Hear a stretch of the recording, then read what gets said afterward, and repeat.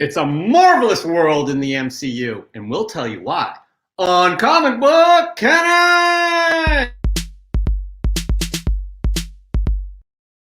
That's right, Friday night, Comic Book Canon, you know what's up. It is a packed show tonight. Packed show, I cannot even reiterate it enough.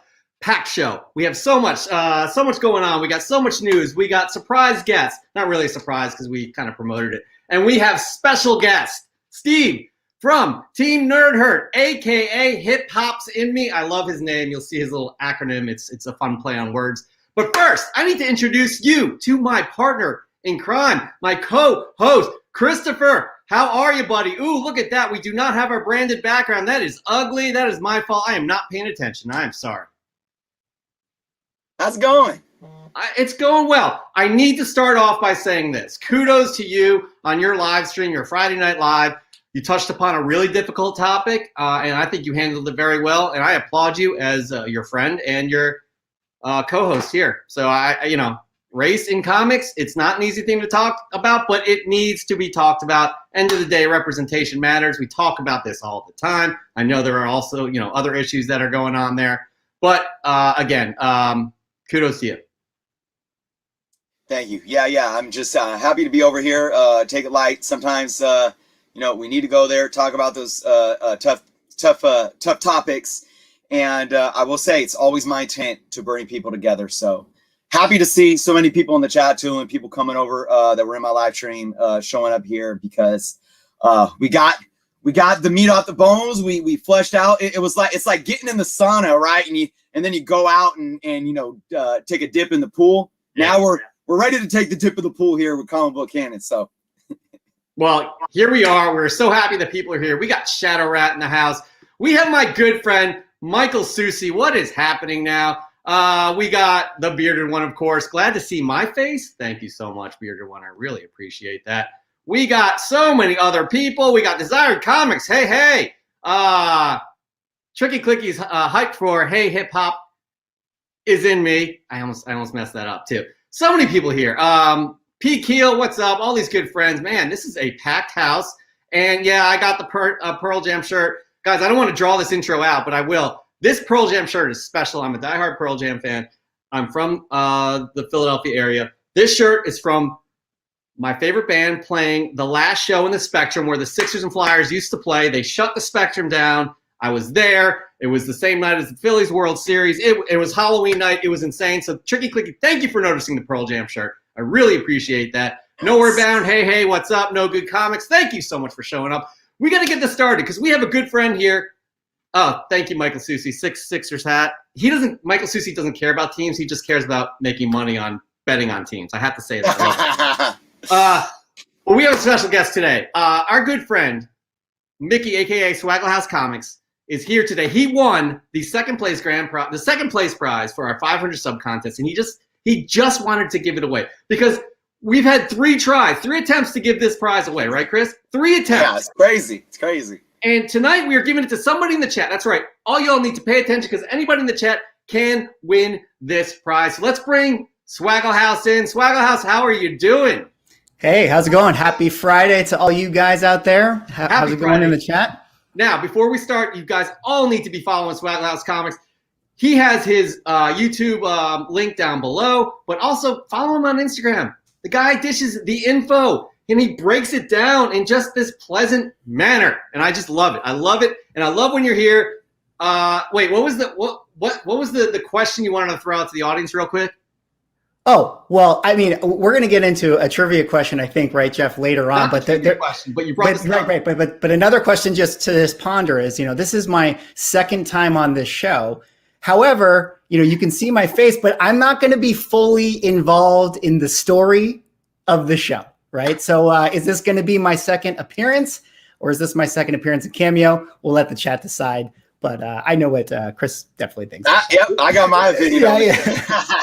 This is so weird because this sounds exactly like the 180 or 181 discussion, doesn't it? Yeah, it definitely has. Guys, let's get nasty. Nasty. Hold on. I have, Jeff, you made a statement. I got to clarify this. It's actually more like the Amazing Spider-Man 129 versus 134 argument. Here we go. Because Yeah, because Swaggle had his first full appearance first, but it's the second appearance of Cameo. This is like half shadow appearance. Tricky Clicky, he's talking. You have word bubbles too when we've said your name. So I don't know. Yeah. Okay. Debatable. Hey, Justin, don't even start, man. Oh snap! Where does Chris stand? Don't even start. We're moving on. All right. This is We won't have a show. We won't have a show. Yeah, we're not doing this. We're gonna keep on moving. Kaya B, what's up, Kaya B? I believe you were our grand prize winner, and we still owe you a pack of comics. It's coming, but you got the gift certificate. All right, here we go. This is the craziest intro we've ever had, Chris. By the way, I think the energy's flown for good reason. Swagglehouse is going to ask a trivia question to everybody in the chat here. All of you are eligible to win this prize. The first person to answer the question will win. But here's the deal. You cannot answer the question until you see this from Comic Book Canon. You got to see this line, and whoever is the first to answer below that line will be the winner. But not that line. That line. When the we line put coming down up. the line. Yeah. Nikita Carey, hey, how are you doing? Thank you so much for joining. All right, here we go. We are ready. So Mickey, are you ready to ask this question? I am ready.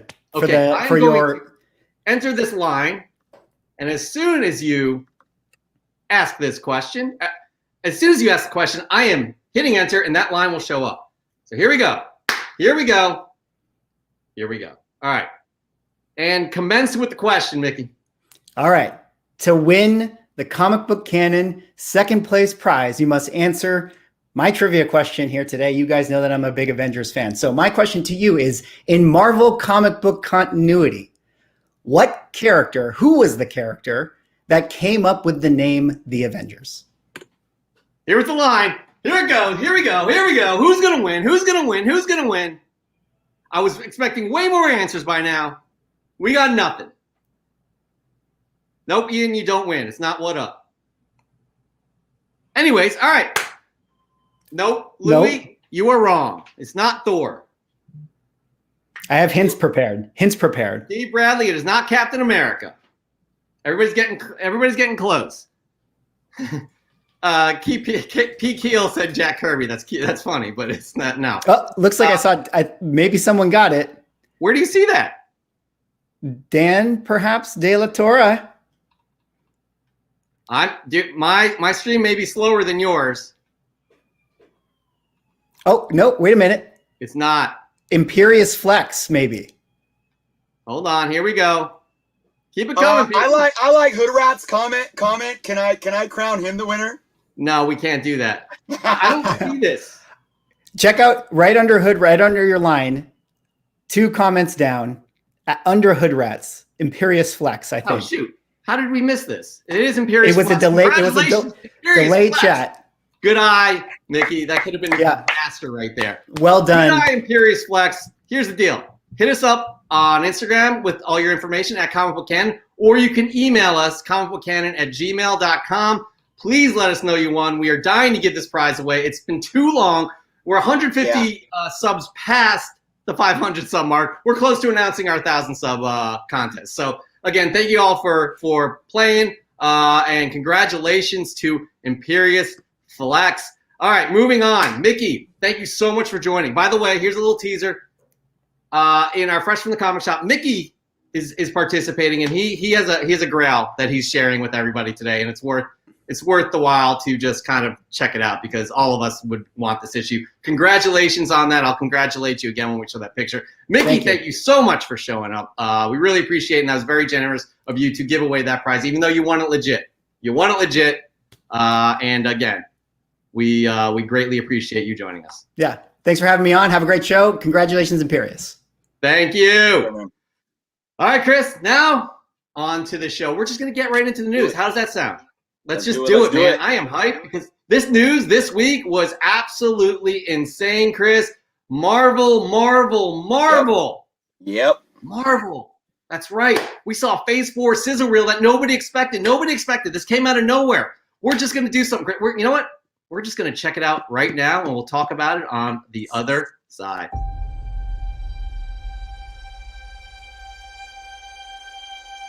I love being with people. It's the most incredible thing in the world. What are you doing? Oh, this is nice.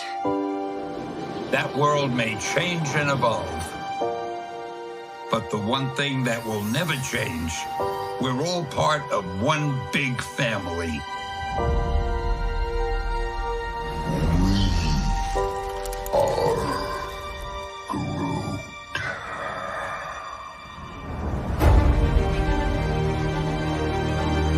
That man next to you, he's your brother. That woman over there, she's your sister. Higher, further, faster, baby. That's right. We're all part of one universe Wakanda forever!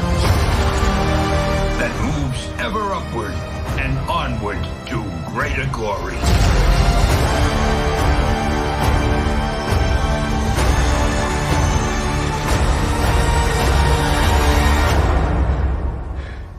On your left.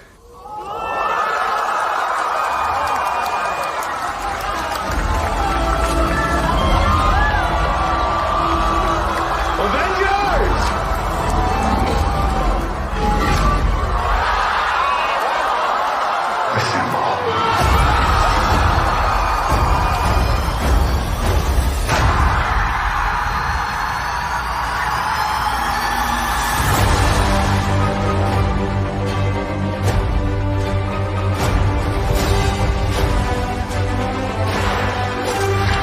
I've lived a lot of lives.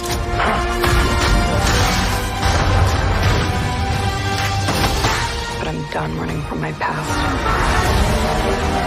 We have unfinished business. Who's we?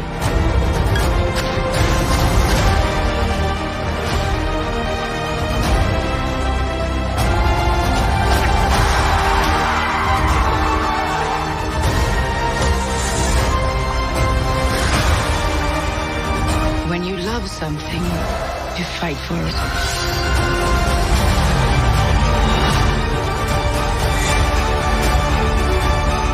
We're the ones who changed everything.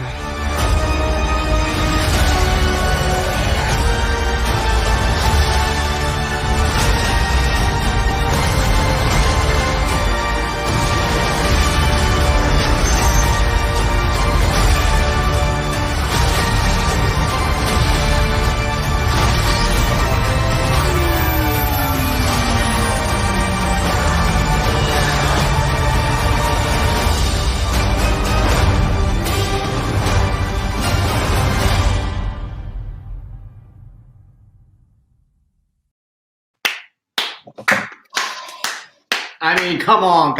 I mean, three grown-ass men, because I see Steve in the green room here. All of us are just like, I mean, if you don't feel anything after that, Oh my you have god! no soul. Okay? I've watched this thing like six times, and I'm still getting all emotional. I don't get sick of it at all, but there is some news from there that we kind of need to get into. But man, that is great, and I'm really loving all of these comments here. It absolutely outstanding.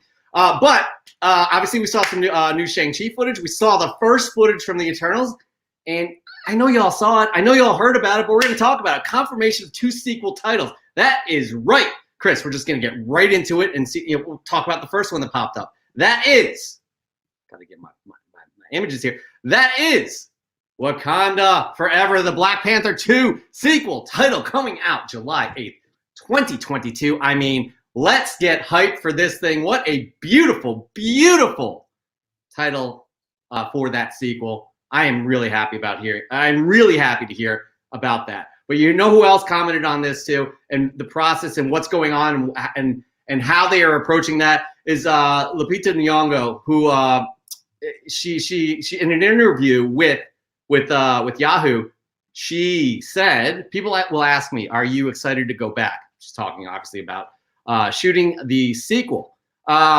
She says, excitement isn't the word. I feel like I'm in a very pensive and meditative state when it comes to Black Panther 2. His passing, obviously Chadwick, is still extremely raw for me, Nyong'o said. I think all of us. And I can't even begin to imagine what it will be like to step on set and not have him there. But at the same time, we have a leader in Ryan, AKA Ryan Coogler, who feels much like we do, who feels the loss in a very, very real way as well. And his idea, the way in which he has reshaped the second movie, is so respectful of the loss we've all experienced as a cast and as a world. She added, so it feels spiritually and emotionally correct to do this, and hopefully what I do look forward to is getting back together and honoring what he, Chadwick, started with us and holding his light through it, because he left us a lot of light and we're still going to be bathing in it. I know that for sure. Beautiful, beautiful words, Chris. And honestly, man, I am psyched. We talked about this many, many times before.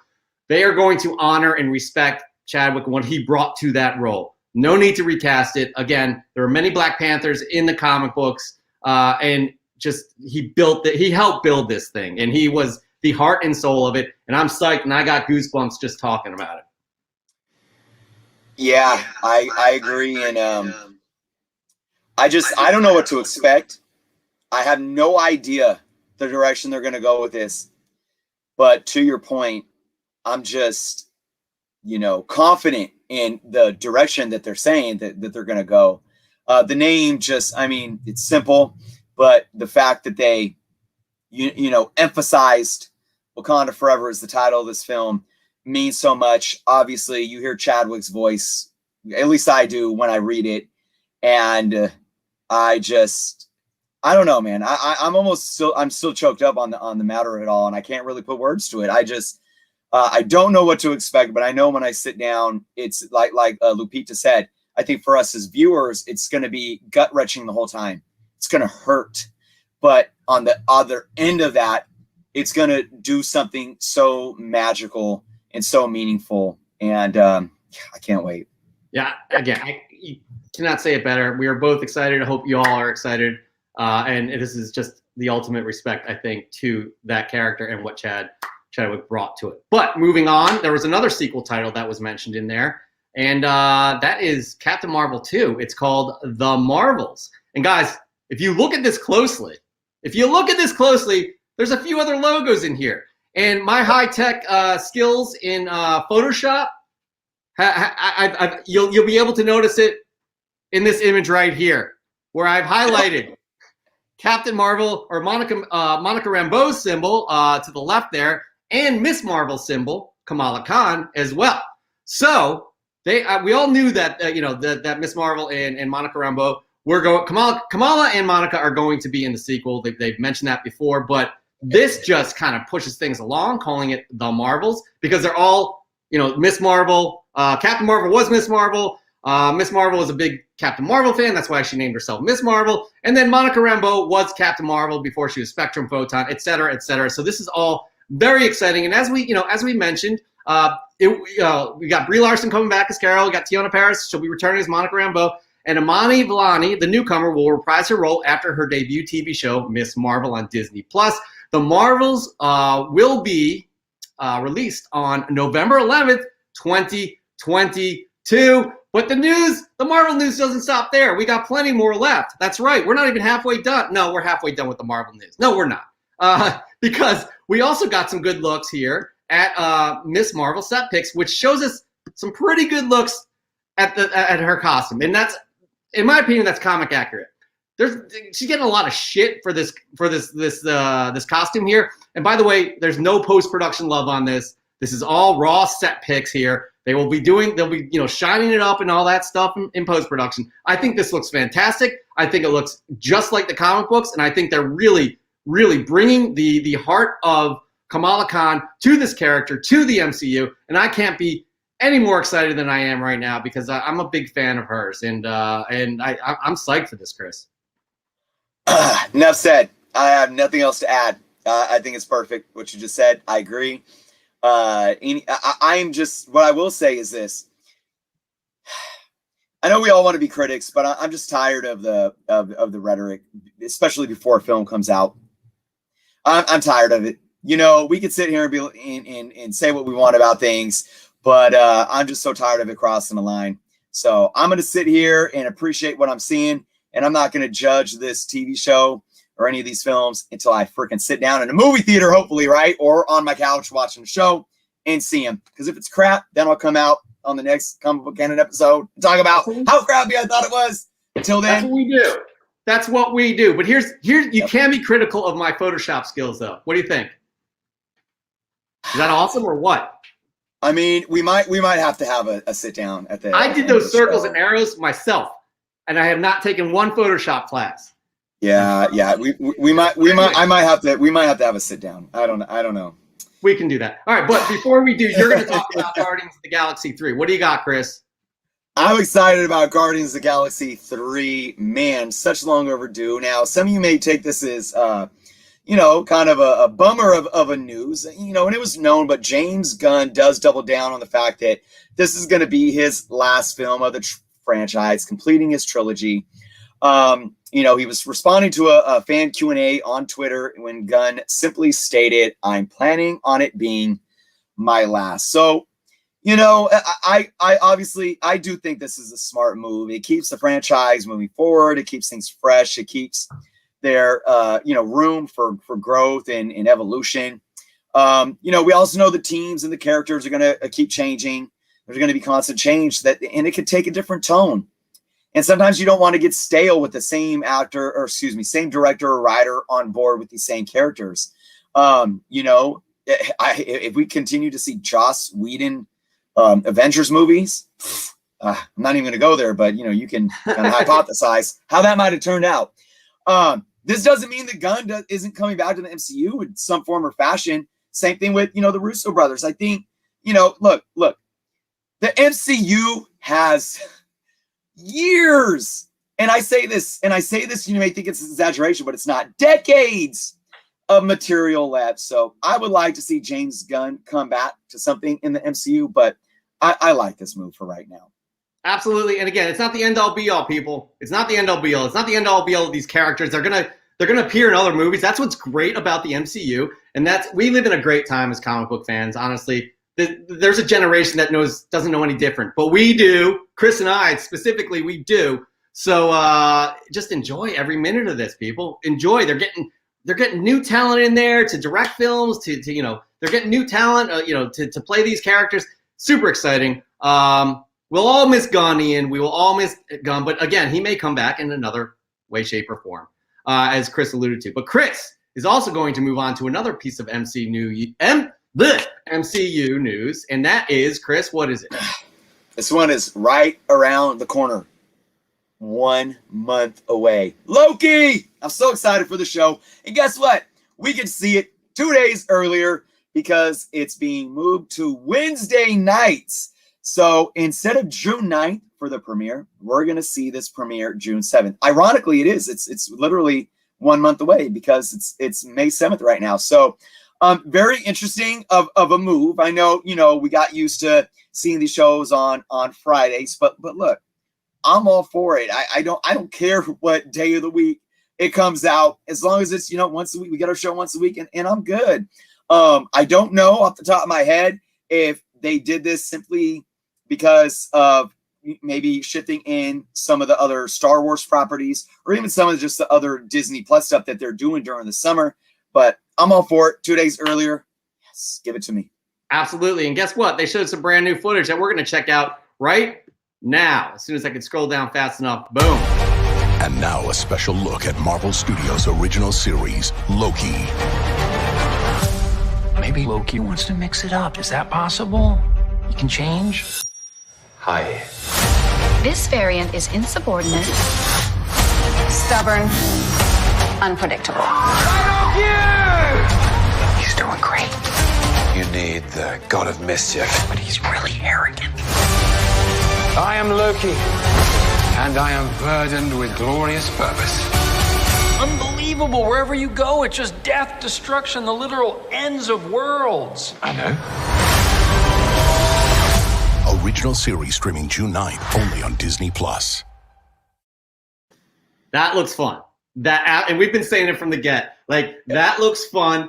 It's a really kind of a unique tone that we haven't seen in the MCU yet. I love how they're exploring all these different tones and areas and all this stuff. I'm excited for that, as you all should be as well. But yeah, all right, moving on.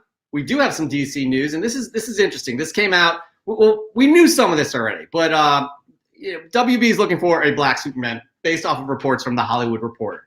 This was reported on a few weeks ago. We talked about it a little bit here. That's right. This is Calvin Ellis. We don't know if it's going to be Calvin Ellis, But they are looking. The Hollywood Reporters that WB is also looking for a black director, but they may be in competition with Marvel because Marvel's looking to go the same route with Blade.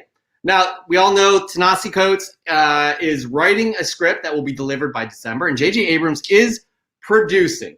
Sources tell the Hollywood Reporter that Coates is crafting a Kal-El in the vein of the original Superman comics and will have the protagonist hail from Krypton and come to Earth.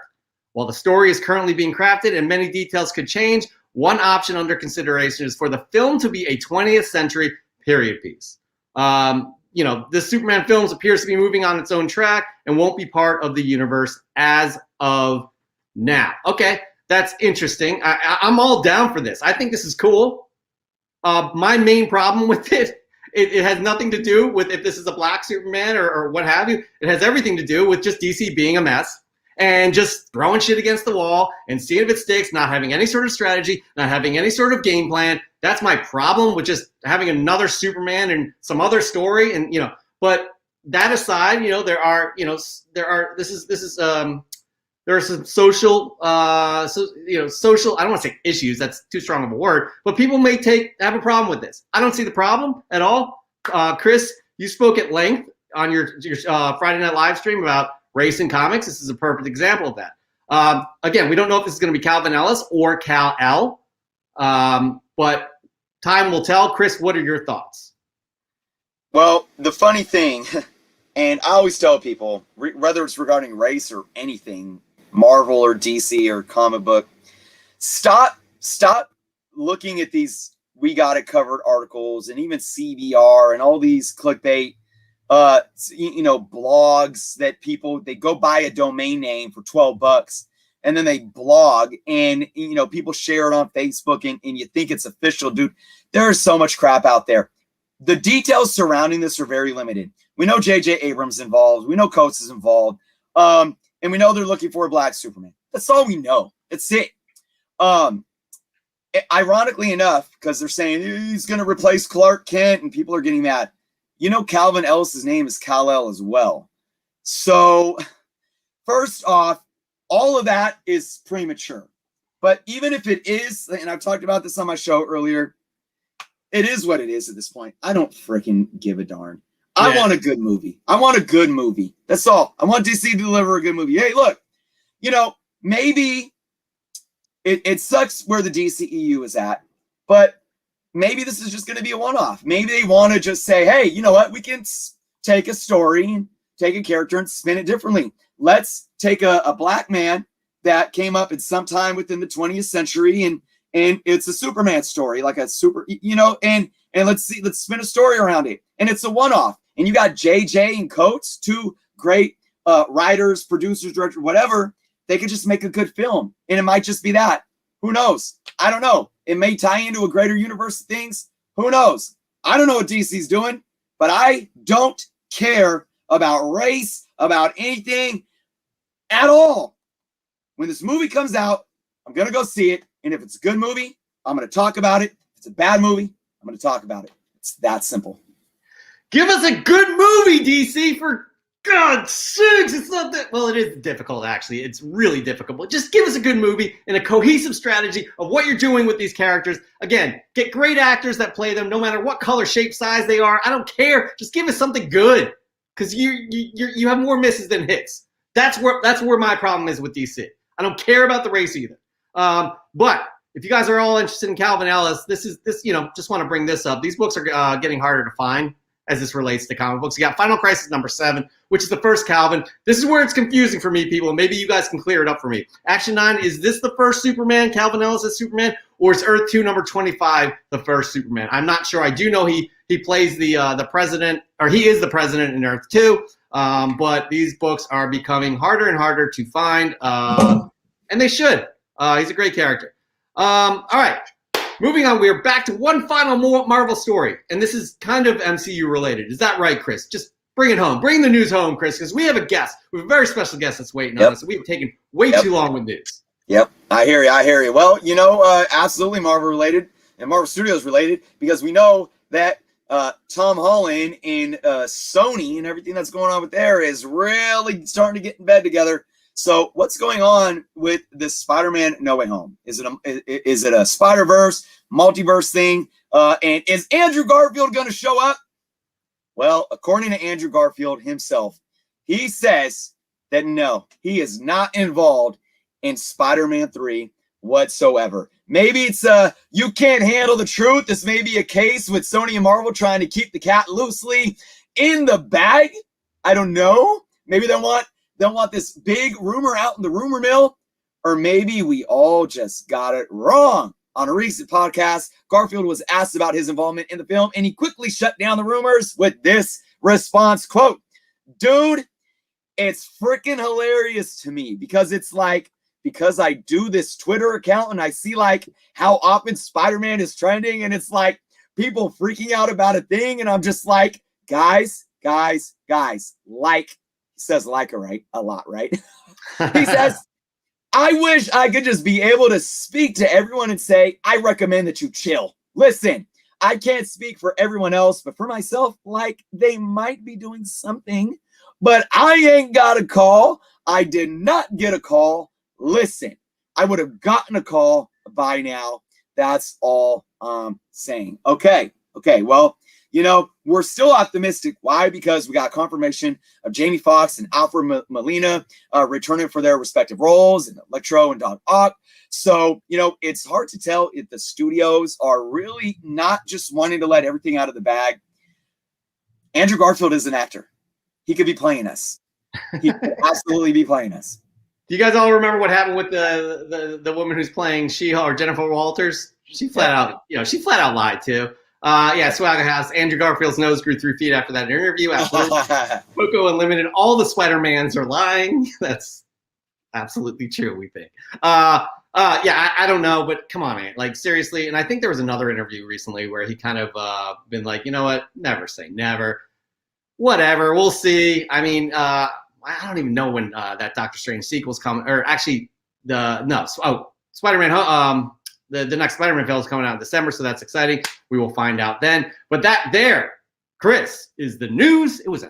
This week was chock full of news. That went way too long. I feel really bad, but it's a good thing that our guest Steve is a wonderful gentleman who doesn't mind waiting. He says, and I don't want him waiting any longer because, guys, if you're not following Team Nerd Herd, you need to. Link is down below. Actually, they'll take it directly to your site, not this ugly URL like this YouTube URL. www.teamnerdherd.com. I actually have it on a banner right here. Where is it? It's that easy. Follow them. You know why? Because they're a pillar in this community with the variety shows covering top picks of the week, artist interviews, mail call. These guys do it right. And with us tonight, people, we have Steve, AKA Hip Hop is in me. I love, it's not an acronym, but it's a play on letters, not a play on letters. Well, everybody, let's just warm welcome Steve. Steve, thank you so much for joining us. Thank you guys for having me. You had me sitting in the back room. I was just with my popcorn. I don't have popcorn, but it was imaginary, I saw. I saw the news. You saw me crying. Yeah, I saw the tissues coming out, and I was like, God, I was trying to console you, but I had to run this live show with Chris here. There's no way. I'm sorry, but I'm here now. Chris is here now. Thank you. Virtually cry on our shoulders. I was trying to reach for one of your guys' shoulders, but you're like, let me finish the news, man. I was like, get off me, man. Yeah, stop getting so emotional. It's a movie. I was there with you, man. I was cleaning the tear ducts. We all were. I mean, Stanley just does it for all of us. Yeah. All right, but quickly, we have an interview, and this interview determines if you're going to continue on with the show or not. Okay, there's a lot of pressure on. I mean, we'll boot you if this interview is not good. Wow. You will not make it to the next level, which is a guest co-host spot for the rest of the show. Well, let me tell you, I'm considering to bring my A game. Not considering, it's done. Let's hit at the interview. Because your partner Ian Hoodrat, aka Hoodrat, he passed with flying color. So there's a lot of pressure on you right now. But here we go. Before we get started in your personal interview here, tell us all about Team Nerd Herd. So Team Nerd Herd met up. We originally started at a Comic-Con.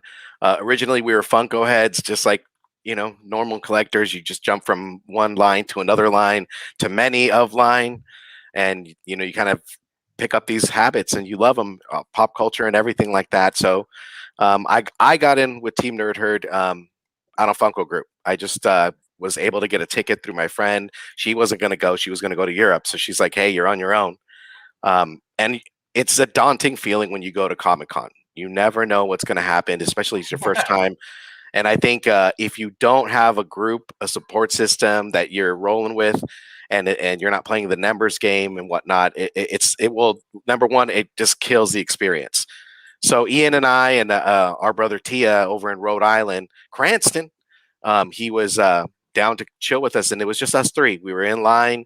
You know, we braved those days and stayed those nights and got in line, got to know each other. And the next year, it just kept growing and growing and growing. And, you know, we have like 40 to, like 50 people in Team Nerd Herd that are in this group for Comic-Con. And it's just been such a great experience. We've had, several years together. But, during this pandemic, Ian and the rest of the guys were like, hey, let's talk comics. Let's get, on a Zoom. Let's see each other since we're going to miss out for Comic-Con. And, I get a call from Ian one day and he's like, hey, you want to jump on and show your action figures and your stuff like that, your collection, and talk about, what you like? I'm like, yeah, sure. Next thing I know, I'm on the show and, I've just been rolling with them since, man. They're, like the brothers, man. I think being able to be in those trenches with in Comic Cons, be able to get to know each other, what we like, what we don't like, just fooling around like brothers, man. And sisters, because we got some, girls in the group too, man, that roll with us deep. And that was it, man. I mean, it's ever since then, we've just been putting out content and, finding a love, digging in the community, love the community, getting to know everybody is a big thing, I think, for everything. It enhances the experience. Being a guest on your show enhances the experience. I mean, I've been watching you guys too, and I'm so grateful, man. Thank you. Yeah, the thing I love about you guys is you're so genuine, down to earth, just chill, cool people. I'd like to think, honestly, no offense to any other Team Nerd Herd peeps, but whenever you're on the show, you are kind of the MC of the show, and I really enjoy watching you kind of run stuff. But that being said, you guys get a lot of names on your show. I mean, you had John Boy Myers, you had Matt Kint, Dinesh Shamdasani, Warren Simons, Ross Ritchie. Out of all of those people that have come on your show, who was your favorite so far? Oh my God. I can't even really list a favorite. I mean, because you're talking to somebody that was only collecting figures, and the guys during the pandemic were throwing me covers, like enticing me, dangling that carrot. They're like, hey, Steve, what do you think about this art? Oh, this might be a good comic book you might want to read. And I'm like, dude, I got figures to collect. And one day, man, I go to my comic shop and I'm, selling some action figures to them. And they're like, hey, did you want to pick up a trade or something like that? And, here I am just like, sure. And then I'm starting to pick covers up now. And the guys are just sitting there in the background laughing. They're like, oh, we got you sucked in. So, for me, I think the comic books have got me. I've kind of put the action figures, stepped them aside. I love the stories. I love being able to read different things, different diversity, like in titles and stuff like that. So I dived in, like full head first, man. And I've met a lot of great guys, right? I mean, looking at Chris's background, looking at your background, it's like the appreciation. I know, like in other people's pages, like Desired and Morbius and No Good and everybody, man, like they have a sense of history, right? So I'm just this new guy coming back into it and having a love for it and appreciating everybody that like I'm willing to meet and kind of see what you guys like as far as your collection. Excellent. Now you saying you coming back into it? Was there a point where you did collect, you stopped collecting, and now you're back at it? Yeah. So, I mean, I took a really long time. I started getting into comic books at age 14.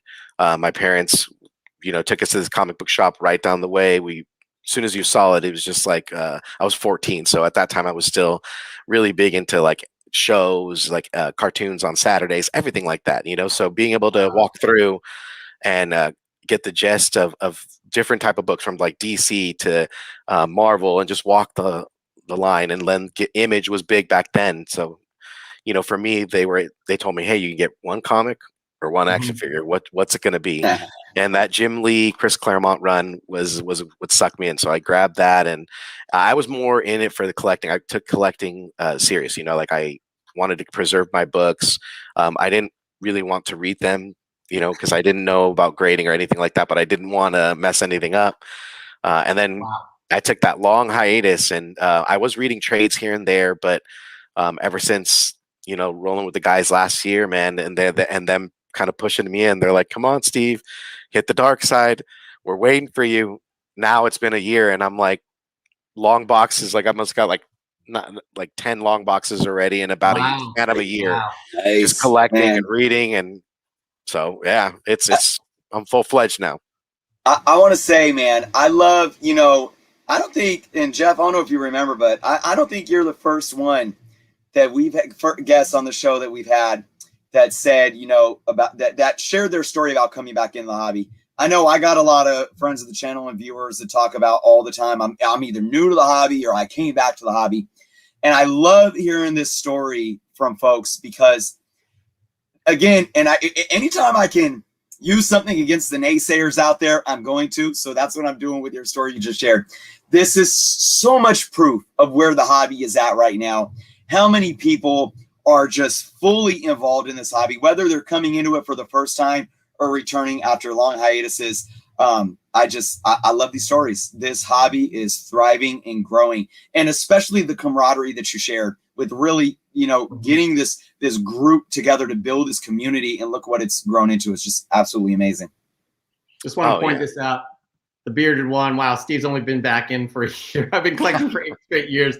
My collection is half the size of his. But he has almost every Lobo issue out there. Every Lobo issue out there. It's just all about collecting what you like, man. That's it. As long as you are loving what you're reading, that's it. That's numero uno. Okay. Always. So that being said, tell us the tagline for the Nerd Herd.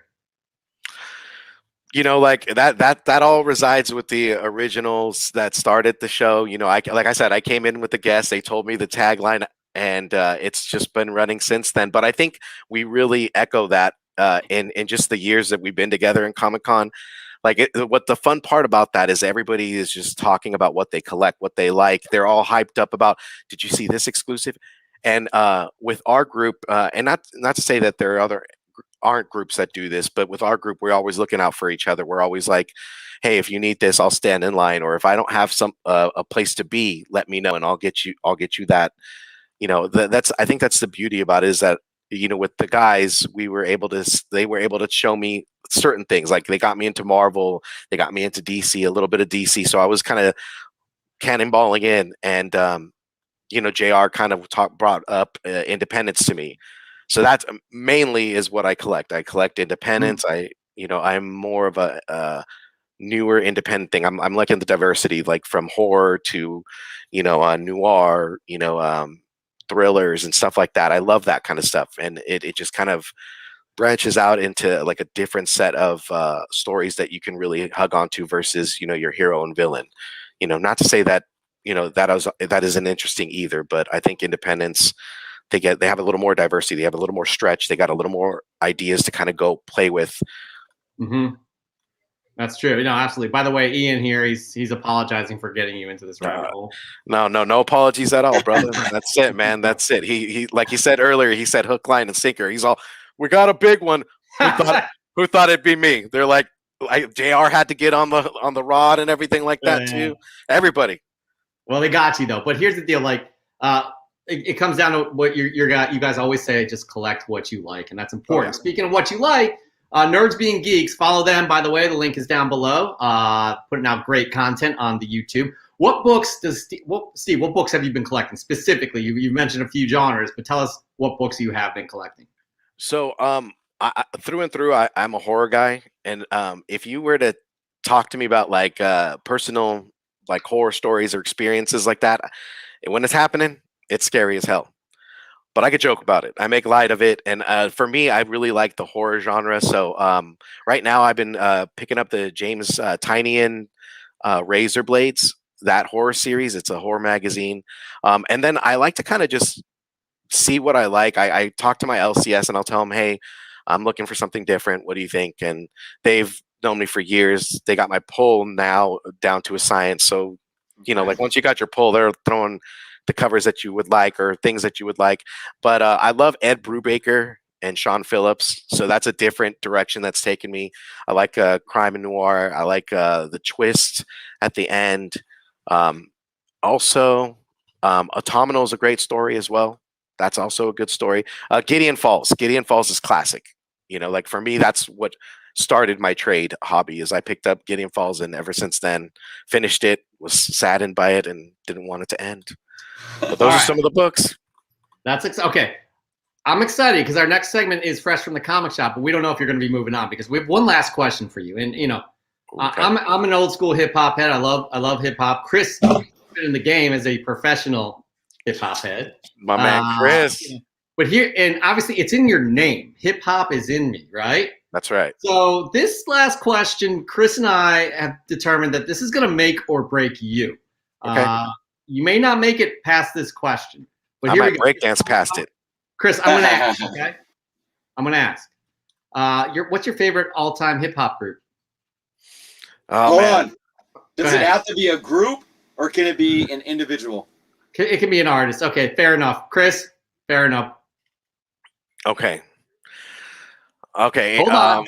I'm going to put you full screen here. Going to take the single shot so the whole world can see. Okay. So a little bit of background for HipHopSNME. I used to break dance 14 on to 20s and was part of a group. You know, we did it professionally for a minute. And hip hop's been a thing since age 14 for me, through and through. Opening up to Channel Live, you know, and listening to that song. But my best group that hands down has to be, and Jeff and Chris, we've talked about this. It would be Tribe Called Quest. Yeah, I don't even need to confer with Chris. You're in. Tribe Called Quest is my ass. I mean, if you play any one of their songs, you cannot no part of your limbs are gonna not be moving. And if they're not, then yeah, we got to boot you off that show, you know, like Chris and I joke about this, like you have to, do well in this interview to move on. You'll get the alumni sweatshirt that we haven't even created yet, but you are going to be the first bust in the Hall of Fame. Yes, it's all about that. The deal. Okay, well, we got to follow up though. How about solo artists?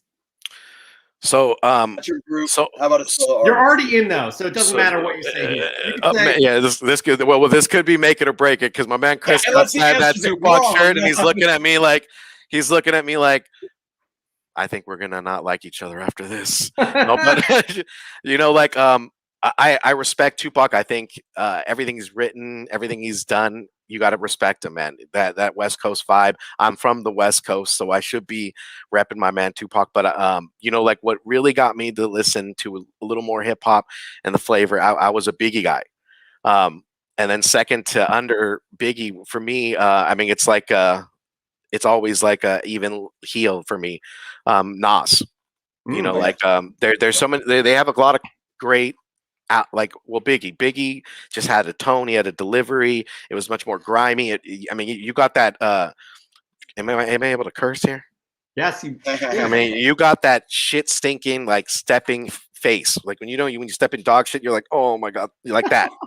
If you ain't in a cipher like that ain't feeling hip hop. You got to feel it through your soul. So for me, Biggie got me that way. Who shot you? Kicking the door, and then Nas, with New York State of Mind, man. Just those two are my crown jewels, man. I hear you, man. Nas doesn't get the respect he deserves, and I would like to say, I just have to say this before we move on. I really hate the fact that people think they need to. It's a battle or it's a choice between Tupac and Biggie. I hate it. There's such a huge misconception. If you like Tupac, you gotta hate Biggie. In that, people forget that they were freaking best friends, and they had a beef, and they were hurt. And if they both didn't die in that short period of time, they would have squashed that shit, man, and it would have been all good. Don't listen to what the freaking media says and all that crap. And what people also forget is that Pac grew up in New York. He spent more time in New York than he did in the Bay. So don't get it twisted. Right on, man. I appreciate your answers for sure. Thank you, I'm man. so happy you are a guest co-host. I'm so happy you've made. I'm just thrilled that you said Tribe Called Quest because I'm not the only one either. Because look at Desired Comics. Come on. But by the way, this is a comic book show. We're gonna get back to the comics. We're gonna get back to talking shop here because we have it's a favorite segment. We're moving on to the next segment. Congratulations, you are part of this team. The show is yours as much as it is ours. Have fun with it. But here we go, guys, because this next segment, you guys all love it. You all love it, and we're just happy to bring it to you each and every week. Chris, what's it called? Fresh from the comic shop. You got that right. Fly from the pressing salon. That is right. Each and every week, you guys share with us your fresh gets. And there's easy ways to do this here. All you got to do is tag us on Instagram, hashtag FFTCS, fresh from the comic shop, or tag us at Comic Book Canon on Instagram. You guys should be following us there. We will bring your fresh gets onto the big screen here, or small screen, whatever screen you are watching, and share it with the world. We love doing this each and every week, and I'll tell you what, it seems like you guys love it each and every week because the list keeps growing. We have a new record this week. We have over 30 submissions that we're showing. That doesn't include the multiple submissions that we had from everybody. We can only pick one per person because the segment's getting a little bit too long, but we love it, love it, love it, love it. So again, thank you all for participating, but we're going to get to Fresh from the Comic Shop. That's right. What we do here is we're going to start with our guests, as we always do. We here are going to pick 3 books each, and we're going to just share your books with the world as well. So, Steve, you are first to go. What is your first fresh get of the week, fresh from the comic shop? What do you got? All right, man. So, like as you said, us interviewing other artists, we just recently had a bad idea with Matt Kinn, Dinesh Shamdasani, and Warren Simmons, and we were hype on this. I had to go and get this Whalesville and Rocks and Minerals. I mean, the presentation in Bad Idea books are amazing. Yes. I mean, if you've been reading ENIAC, Tankers, they really have a good catalog. The art in here is beautiful. I mean, look at this beautiful thing, man. Like, it is gorgeous. Adam's inspiration for Japanese waves. Like you got a tale in Whalesville. I can't wait to read it. I mean, I'm just as backlog as most. So usually when I get in on Wednesday, it's just right back to work and then, watching shows and being with the community and stuff like that. And also just kind of lounging a little bit. Picked up Eve. Whoa. You only get one at a time. Oh, my God. Oh. Kick off the show. I mean, you said the rules. I thought you said 3 books. We did, but we take turns. You're hogging all the. Oh my God! Oh my God! Hey, Chris, we gotta talk about this. Do we keep him on? Do we keep him on? I mean, he loves 5. Of course, we have to keep him on. All right, you're right. I don't know, man. I don't know. We got. He picked Biggie as his favorite rapper. No, don't go there. No. We're done with that. All right, no. No, seriously, they'll go Whalesville. I love my local comic shop. I've talked about the comic book shop here. Royals of Astoria, fantastic. Justin knows them as well. No Good Comics. They don't carry Bad Idea books. I'm waiting for mail order for Whalesville. I'm excited for this book, Steve, because I have a 5-year-old daughter, and I'm wondering if she would be interested in that. Yep, and I got a 7-year-old niece, so I'm gonna read it. I might bring it over to the crib. Is what I'm saying. Like, is it appropriate for that? No. But when we were interviewing with the guys, they said it's all ages. So for me, that excites me because she's a big reader. She has her head in a lot of these trade books now, which excellent.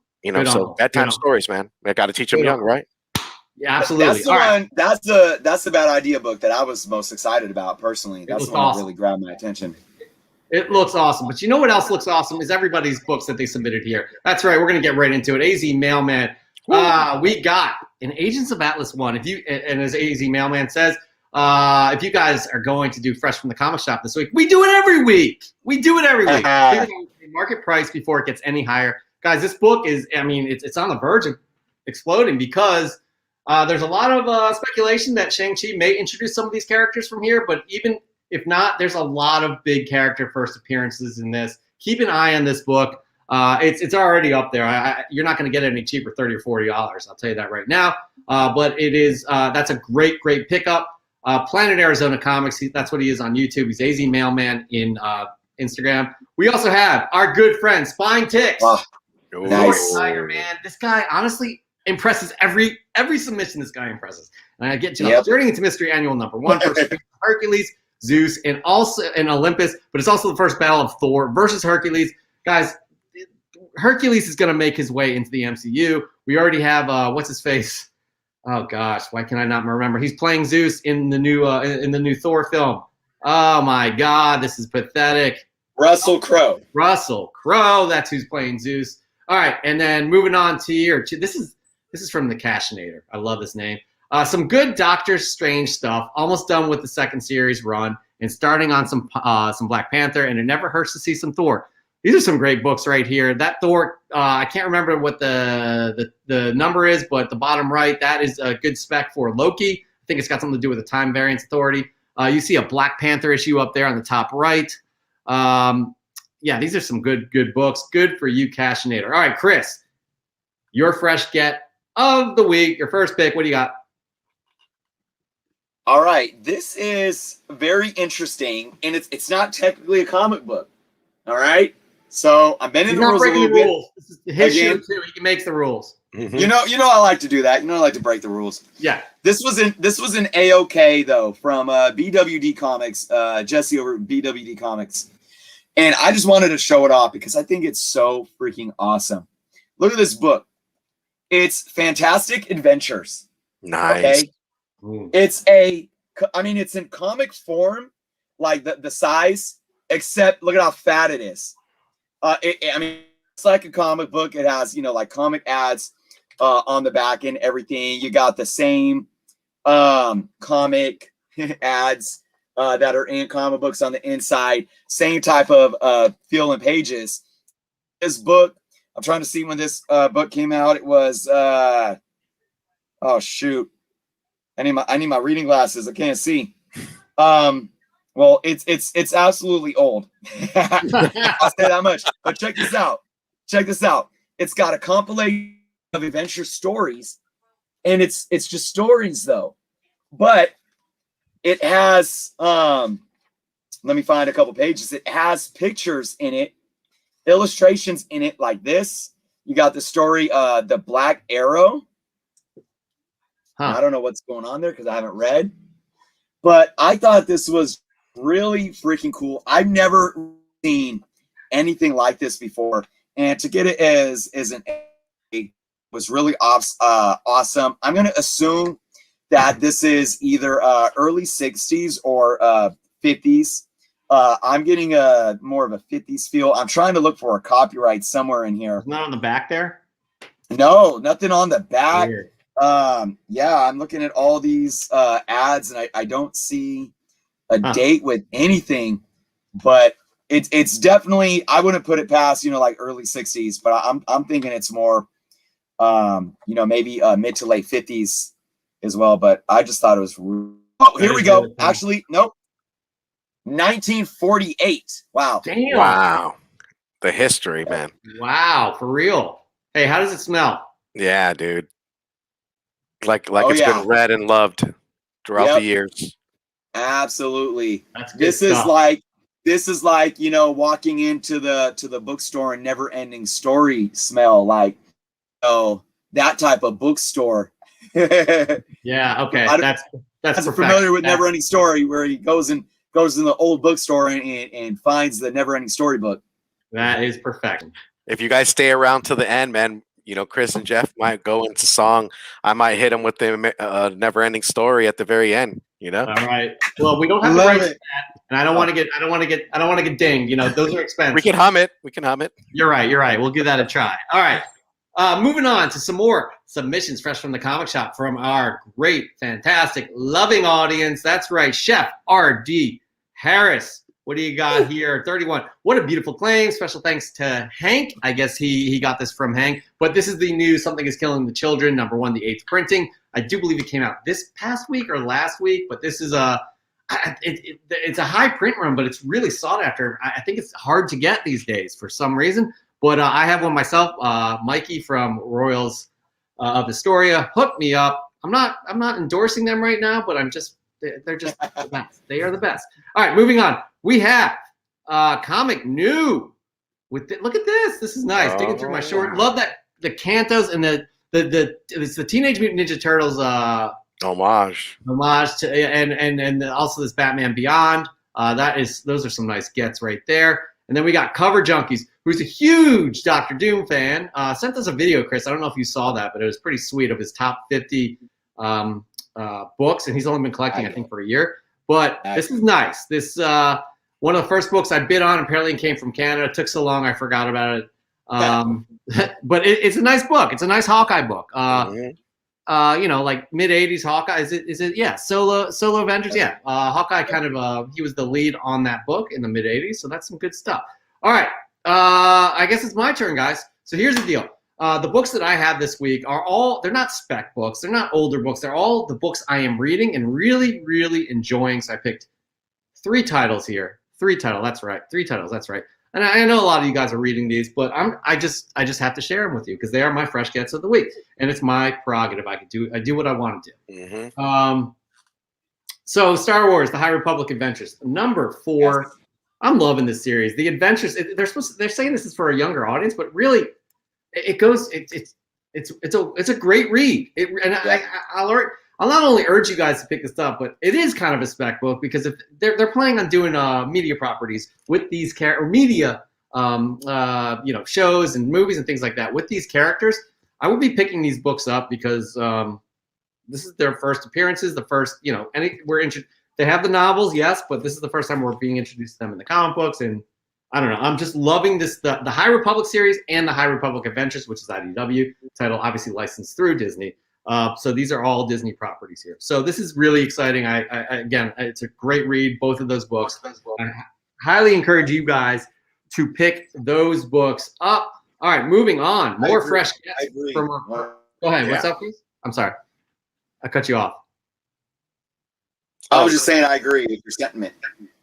Yeah, again, there you go. 3 out of 3 comic nerds agree. I'm on it too, man. You got to get those risk incentives too, man.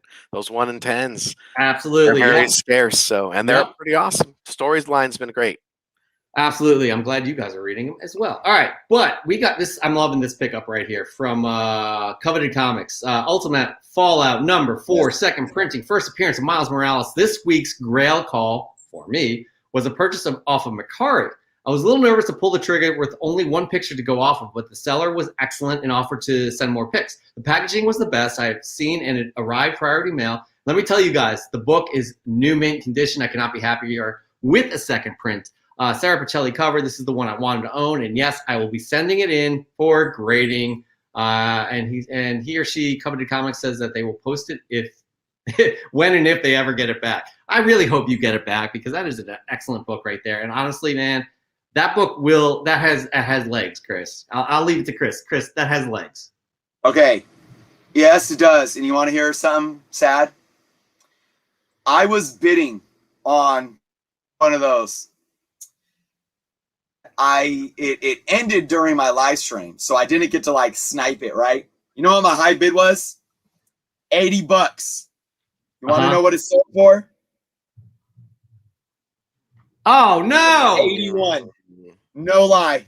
Well, here's the deal, Chris. You don't know what they set that to. If they set it to 120 or something like that, you know what I mean? So it may seem like very true. It may seem like you missed out by $1, but that's not necessarily true. Yeah. Moving on, though, we have some more great gets here.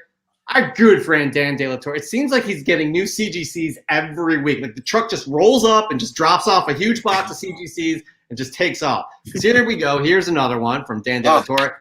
Amazing Spider-Man 194, 8.0, white pages. I mean, Dan, you crush it every week. Congratulations on that. That's a nice fresh get from you. And then before we move on to Steve, we got one more to talk about with plenty more after that. We have DC the Mechanic. Mail call today for an Easter egg. Teenage. Picked the wrong one. But I do believe that is DC the Mechanic. And I copied and pasted the wrong copy on here. But obviously that's Ultimate Fallout 9.6 and ASM 361. All really high grades. DC the Mechanic, good pickups there. Steve, what do you got for your second fresh get you want to show us this week? Second fresh get would be a Boom title. It's going to be Eve. Oh yeah. Okay. Now I haven't got a chance to read this. I'll probably read it tonight for sure. But the synopsis is what got me. It's like our world has gone down the shitter because of our environment, and this girl Eve is the only person that's alive. She has a robotic bear, and she's rolling. She's looking for to fix things. And for me, I'm all about Boom titles. I think Boom brings out so many variety. Like there's such a variety of titles that they've been putting out, and I've jumped on since Wind. You know, just during the pandemic, I think I went with Wind, and then I got hit 7 Secrets. But yeah, I'm excited to get into this for sure. I've heard a lot of great things about Eve. Obviously, people in the chat are talking, saying great things about Eve. I'm definitely interested in reading Eve, and I'm liking Boom books as well. Now, hold up, don't show us your next book. That's no. We're gonna break the rules again. We need to, Chris, we need to prevent that. I wish we had a virtual bouncer here. I guess we don't. All right, moving on though, we have from you guys, you wonderful, wonderful audience. We got Flap Slap Jr. That's right, Flap Slap Jr. He picked up. Looking forward to Guardians of the Galaxy Volume 3, which we discussed earlier in the show.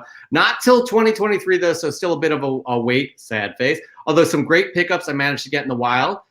This is I can't remember if this is the first print or the second print because they reprinted this story, but this is the first appearance of the Guardians of the Galaxy. And this, this is a great game. Yeah, that's the reprinting, but still, that's still a very good pickup right there because that's still a Silver Age book, and that's sought after as well. Not as highly sought after as the original, but it is definitely sought after. All right. I love this name right here, and I'm loving he participates each and every week. The Goonish Lurker. He's definitely looking like a lurker right there. I Breathe the Body number 4. No other title out there like this one. Macabre and surreal. It's like Akira and Annihilation had a baby, and it was live streamed to the world. Nice. I have to admit, I don't know anything about this series. How about you guys? I purchased them. I'm on board with Aftershock. I mean, they have a lot of good titles that have been coming out. So, Down From We Live and Sympathy for No Devils. This is just another one. I've been picking up the issues, and again, I haven't got to it, but the weekends are always right for it. You get up early in the morning, knock out a couple of titles, be about your business, and close out. Unless you're getting your ass kicked by a 5-year-old like me. But But I'm loving Aftershock too, guys. I talk about it every week that it comes out, which is obviously once a month, which most comic books do. But Shadow Doctor, such a phenomenal read. Not only is it a phenomenal read, but it's because it's a true story. I can't talk. I just brought out number 3 last week for my fresh from the comic shop. All right, one more before we get to Chris. You're next on this. We got Gus 420 and X. I mean, come on. What more needs to be said about this? The Secret Wars number 8. Early appearance of the symbiote. It's debatable if it's this or 252, but an excellent early symbiote book to have. 100%. All right, Chris, your second fresh get of the week. All right. You got a smile on his face, guys. I don't want to sneak peek it there before I introduce it. I actually forgot I bought this book, and then I opened up back because I got my my comic shop. Monthly previews orders were books, and I'll buy back issues like throughout the month, and I can piggyback the shipment, and it all comes in one box. No extra shipping, by the way, too. mycomicshop.com. Check them out. I'm not being paid to plug their shop either. So I forgot about this one when I got it. I'm like, yes, okay. I think I remember purchasing that at like 2:30 a.m. when I was half asleep. But why not? X-Men right now, all about it. X-Men, Uncanny X-36. Iconic cover, beautiful part of Phoenix Saga. These books are on the freaking rise, man. It's just absolutely crazy. This is a nice higher mid-grade. It's got some spine wear. It needs a press. It's got some finger crinkles, but once I get this bad boy a press, it's going to be looking nice and clean. And yeah, I mean, I'm a huge X-Men fan. I have a huge Uncanny X-Men run. I have like every issue from like 140 something to in the 90s to like 400 and something. But I got a lot of holes in the earlier 100s in those books. So man, with the new team and all that's going on there, Phoenix Saga, Days of Future Past, they're getting hot. You can't go wrong with those guys. Again, we don't know what Marvel's or the MCU is going to do with these characters, but these characters are coming, and anything is fair game. Anything is fair game. That's what makes it really, really, really exciting. But you know what else is exciting, guys? More fresh gets from our audience. And guys, Steve, this is your boy, Ian. And speaking of hip hop, I'm loving this Riri Williams here. Hood Rat Comics, my all-time, he obviously posted this on Wednesday, hashtag Woman Crush Wednesday with Riri. Y'all know my wannabe crush is going to bring it when she hits the screen. So just to prove it, I bought this premium off the bay because I believe in my girl in hip-hop variants. Let's go, team. Man, this is, I have to admit, I don't know what album this, I love these hip-hop covers. I don't know what album this is from, guys. Can anybody enlighten me? Anybody else? He's repping hard for sure, man. I know Ian got that relationship with Riri, always finding those covers in the wild. You know, I don't know the cover for this. Is this like a? He's gonna tell us. He's in the chat. Come on, Ian. Yeah. He's gonna drop that knowledge for sure. Because for me, like we said, I'm an '80s and '90s cat. Anything after that, I was kind of I feel picking and choosing my battles with music, Yeah, I don't. Yeah. Anyways, I love it. I love Riri, and I love this hip hop cover. So, Ian, I'm loving that. Yeah, I'm not too sure either, man. I'm looking at it like somebody tell us in the chat, or Ian, come on, man, let us know which one that is. All right, I'm loving these covers right here from E. Marvell. I love this name. I love a lot. It's all about love. But check this out. Unity. Daredevil number 29, the David Nakayama variant. DNA. I mean, the Virgin variants, that's beautiful. Those are beautiful covers. Good work on that, E. Marvell. Loving what you brought to the table here. And nice. You know what else I like? I'm really liking I don't read this series at all, but I'm loving this. I'm gonna stop saying I'm loving it. I guess I'm full of love today. I'm loving it. I really enjoy this Savage Avengers cover from Into Oblivion. That's right, nice. Savage Avengers number 20. You can see Conan in the reflection of Spidey's eyes there. That's a great cover. I think it's a newer issue. That's Savage right there. Mm-hmm. Good pickup right there. All right, the last thing you see in death, just Wolverine and freaking Conan. We got the group. Exactly. We got the group chat giving us that cover, and it's Missy Elliott. Yep. Wait, who is it? Missy Elliott. There you go, Eric from Spine Ticks. By the way, Under Construction album. What Spider likes. Bam. Nice, guys. Thank you for the knowledge there. Thank you. All right. Before I show my second fresh get of the week, I do want to remind you all that to enter into this segment each and every week, it's simple. Instagram, hashtag FFTCS, or tag us at Comic Book Canon. That's right. It's super easy. Tag us on Instagram. You should be tagging us, follow us at Comic Book Canon each and every week. We'll be sure to get your fresh gets on as well. So please continue sending them in. We love doing this. We absolutely love doing this. It's growing bigger and bigger each week. So much fun. All right, speaking of so much fun, guys, we were talking about this, Steve. You just brought this up. We were discussing how Bad Idea is just on it, man. They not only are the stories great, we had Dinesh on as well. We had, Robert Vendetti as writer of Tankers. Just great people, great talented people writing great talented stories. And I have to say, I'm loving this story as well. This is ENIAC number 3. Oh yeah, these covers are. It's the highest quality paper I've ever seen on a floppy comic, guys. They're just beautiful. They're like a mix of gloss and matte. And I don't know what Whaleville looks like. I'm excited to see what's going on there with that. Steve, maybe you can kind of elaborate. But look how cool this cover is. I do believe this is Louis LaRosa. He's an excellent artist. On this story, they're just killing it. They got it going on. And I'm trying to find a. Here we go. Your buddy Ian as well. The Bad Idea crew, the Frank Sinatra comics, they do it their way. You cannot say it any better and that I'm loving that as well. Again, I'm loving that series. I highly encourage you guys to pick up. If you can't pick up the first prints, pick up the not first prints. They will continue to produce those. I picked up issue 2 and 3 from Midtown. You know, I'm not a fan of Midtown, but I wanted to get my hands on those so bad. They didn't have any of the not first prints of number 1, but I was able to get 2 and 3. I don't have them yet, but they're on their way. Right. I'm like, yeah, you'll obviously let us know what you think when you read them. By the way, we got Como Comics in the house. He's an alumnus, by the way, Steve. He was on an episode as well. He was in your shoes, and he passed with flying colors too. But Steve, you're the first one we've anointed that you're going to have a bust in the Comic Book Canon Hall of Fame. Oh man, what a great! The first. Is there an award? You're not even done with your first game, and you're already anointed. You're already in the Hall of Fame. So congratulations. Just the Tribe Called Quest. Oh, that's it, man. Tribe Called Quest. All right, moving on. That was my second fresh get. We got some more fresh gets we have to share from our audience. Who are we on? I don't even remember here. We had Dan's, we had DC the Mechanic, we had Flap Slap Jr., we had Goonish Lurker, Gus, we had Hood Rat, we had E Marvel. Into Oblivion. All right, here we go. We got Joe Medina here, guys. He sent this in last week. Oh, yeah.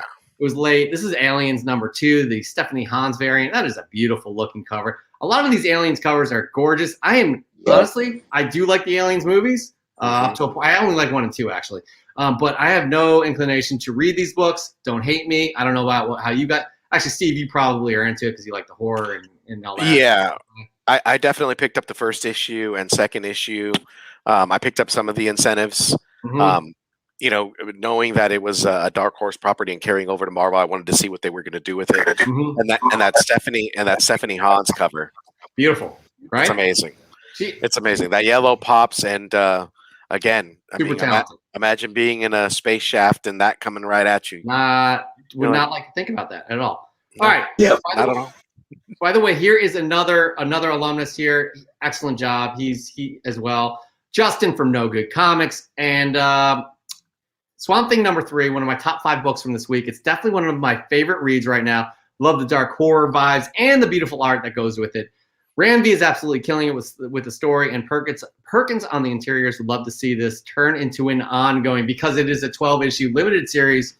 But that is a great pickup for those looking for a great read. I have to agree with that. And then our good friend Michelle X, aka Moonlit Comics. I mean, come on. Daredevil 184, iconic cover, awesome storyline, as she says, and dope interior pencils by Frank Miller. Inks and colors by Claus Johnson. Part 2 of the first meeting between Daredevil and Punisher, which began in issue 183.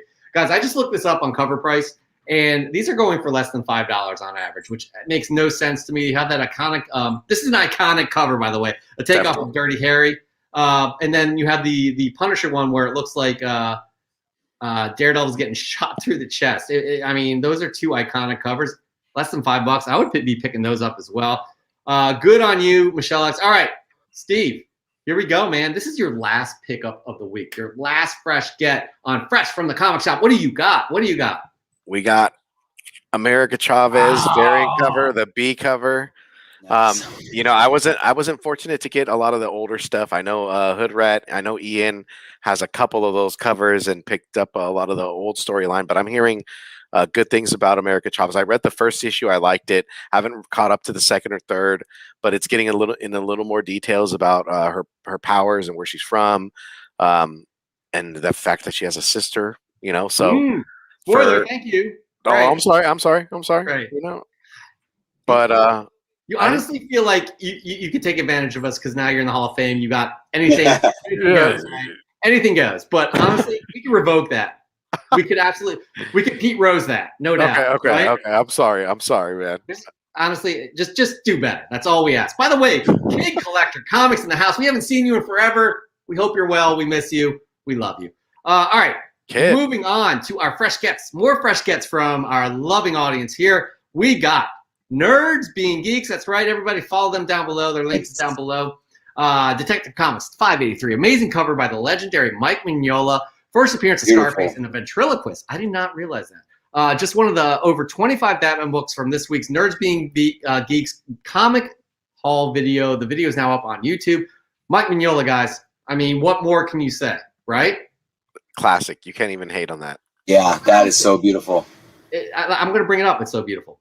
Mm-hmm. It's so beautiful that I'm on the Mercari app right now. He's like, I've been meaning to pick that up. Yeah.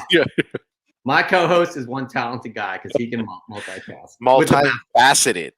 All right, moving on. Nuke's Comics. He has this wonderful, amazing looking, Amazing Spider-Man #2.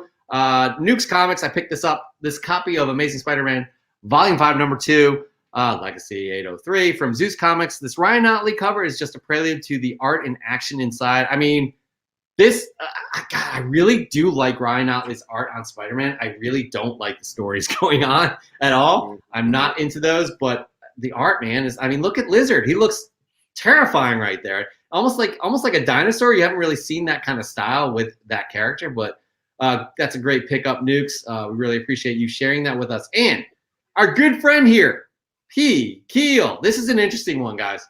All of us love 80s, 90s, all kids 80s and 90s. You know the Macross saga, and that's what this is. Macross #1. As P. Keel says, Sony is stepping on necks to get a movie going, and they should, because it's a great property. It's a great property. That manga, that old school manga, is fantastic. There's a ton of fans of this property. So absolutely, Sony, please make it happen. Shout out happen. to P. Keel, though. That is awesome. Yeah, absolutely. Well, look at this cover. Outstanding. Loving it. Anyways, Chris, what do you got? Your last fresh get of the week. What do you got? All right. This is a fun one. It's more than one book because I'm breaking the rules again. It's your show. But it's not open. It's a package of books. So, yeah, I'm not showing them off individually because I don't know what's in there except for the top one. And it's my favorite character right now, Yarflora. So we got, the Walmart exclusive 4-packs, Future State Wonder Woman, #1, First Prince of Yarflora. I found this about a week ago. I never go to Walmart anymore, but what was I going there for? I forget. And I was like, I'm gonna go buy the comic books, and they had the giant size 100-page ones that were all wrinkled and ruined. Everyone looking through them, and they had a few of the 4-packs that were something else, but all the way at the bottom, under all those, was this one. And I picked it up because this is a $30 to $40 book right now. So very happy to find it. I already have my copy. Fun thing about this, though, is I'm actually giving this away. I'm giving this whole pack away in my next patron membership contest at the end of the month. So happy to show it off here because it's a fresh get, obviously. I mean, it's a score. You pay about $250 a book, 4 books, $8.99, not even $250. And you get a book that's literally going for $30 to $40 right now. And I'm giving it away. So awesome stuff.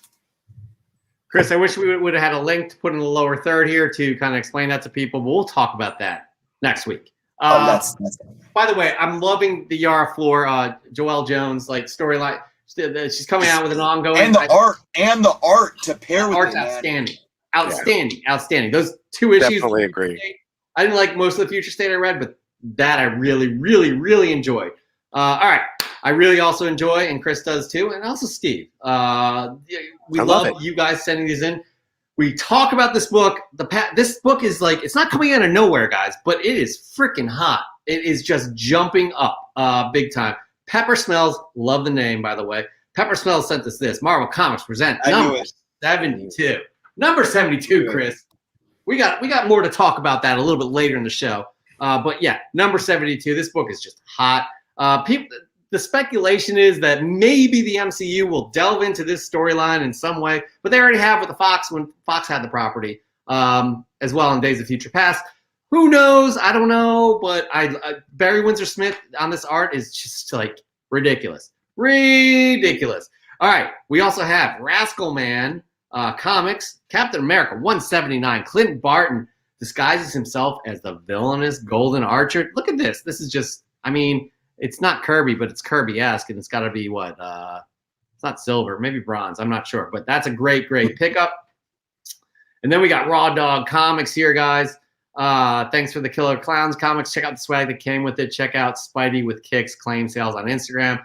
He or she shared that with us. That is so. Look at that. I think that's Joker on the. I don't know what's going on here, but I needed to share this because it's only fair. Thank you, Raw Dog Comics, for sending us that, guys. I'm going to remind you. This is my third reminder. This is a call to action. CTA. This is a call to action. Fresh from the comic shop. Hit us up on Instagram with your fresh gets each and every week. Hashtag FFTCS, or follow us on Comic Book Canon as well. Tag us. Hashtag whatever tag you want to use. Just tag us. We are happy to share this. This is our favorite segment. It's becoming your favorite segment too from all of the comments here. All right, guys. I'm going to get into my last fresh get of the week. And this honestly, I'm sending this as a shout out to Justin from No Good Comics, because I wholeheartedly agree with you. I picked up Swamp Thing #1 2 months ago, I think, and I loved it, but I forgot to pick up issue #2. And then issue 3 came out this week, so I got both of them. Issue 2 and 3. This is a great, great, great read. I wasn't even a Swamp Thing fan at all, but I'm really enjoying this story. I urge all you guys to pick it up. There's only a few current DC titles that I like. It's Swamp Thing, it's Nightwing, which are, again, those are hot as well. Great story and a lot of speculation with that. But the Yara Floor, too, from Joel Jones, I'm really enjoying that as well. Highly encourage you guys to pick those up. All right, we're just going to finish this segment up with everybody else's pickups. All right, so love this name, Shadow Rat. Picked up. New comics today, fresh from the comic shop. The Invincible Red Sonja #1 and Noctura #3. I have not read Noctura, but I'm excited about that. I've heard only good things. I have it. But also, I'm loving the casting for this Red Sonja, Chris. You were talking about that on your show earlier. That girl is awesome. By the way, she's quite attractive as well. She was the villain in Ant-Man. I don't know what her name is. Chris, what's her name? Oh, Hannah John. What's her last name? I forget. I don't know. I put you on the spot, but great casting. Mark or something like that. I think there are a ton of Red Sonja fans that are happy this is moving forward. I'm also happy with this pick. Sicilian Comics, man. Sicilian Comics 1988. You sent in a ton of fresh gets this week, and we can only pick one. I'm sorry, but I really like this one. Howard the Duck #1. As you can see with the Spider-Man cameo. Loving that pickup right there. Classic. Sicilian, I gotta say, fellow Sicilian over here, but Sicilian, I'll follow Sicilian on IG. Sicilian is dropping jewels.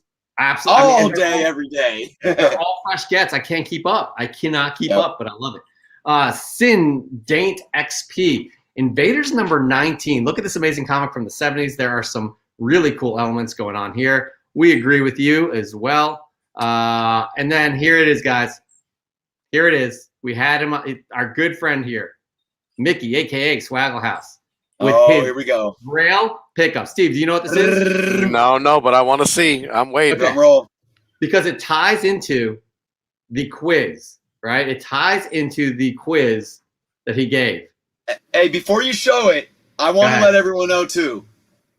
Swaggle lives in the LA area, Southern California. I'm up here in Sacramento. This man drove all the way to Sacramento to none other than my shop, A1 Comics, to pick this book up. So I just had to let that be known because, the book itself is amazing. To know the story and what he did, the work he put in to go get it. And so I can give a shameless shout out to my local comic shop, A1 Comics. But yeah. Rapping. All right. Sorry, I'm reading the comments. Mickey Como knows. Mickey was so excited about this, as he should be. Y'all ready for Mickey's Grail here? Here we go. It is. I think you all heard about this book before. It's Avengers #1. Wow. He drove from LA to pick this up. I guess he got a great deal from A1 Comics, Chris's local shop. Chris, did you get to hang out with him? Man, you know what? We were messaging each other, and what's funny is he was up on a Saturday, and I usually, tend to make my rounds on a Saturday, but I ended up going out with the fam in the other direction towards more west. So we were like 2 hours away. So it didn't happen, but it will. It is inevitable. Like Thanos, it's inevitable. Oh, geez, that's a bit morbid, but moving on. Congratulations, good friend Mickey, aka Swagglehouse. Really happy you picked up your grill there. Really happy you got a great deal on it, and really happy you, I guess, drove a total of 12 hours to pick it up. Moving on. Dedication. Union Josh Comics. I'm loving this right here, guys, because I read this book, and if you're talking about kind of a horror kind of a genre, Steve, this is a book you should look into. This is the Tom McFarlane book. Yeah.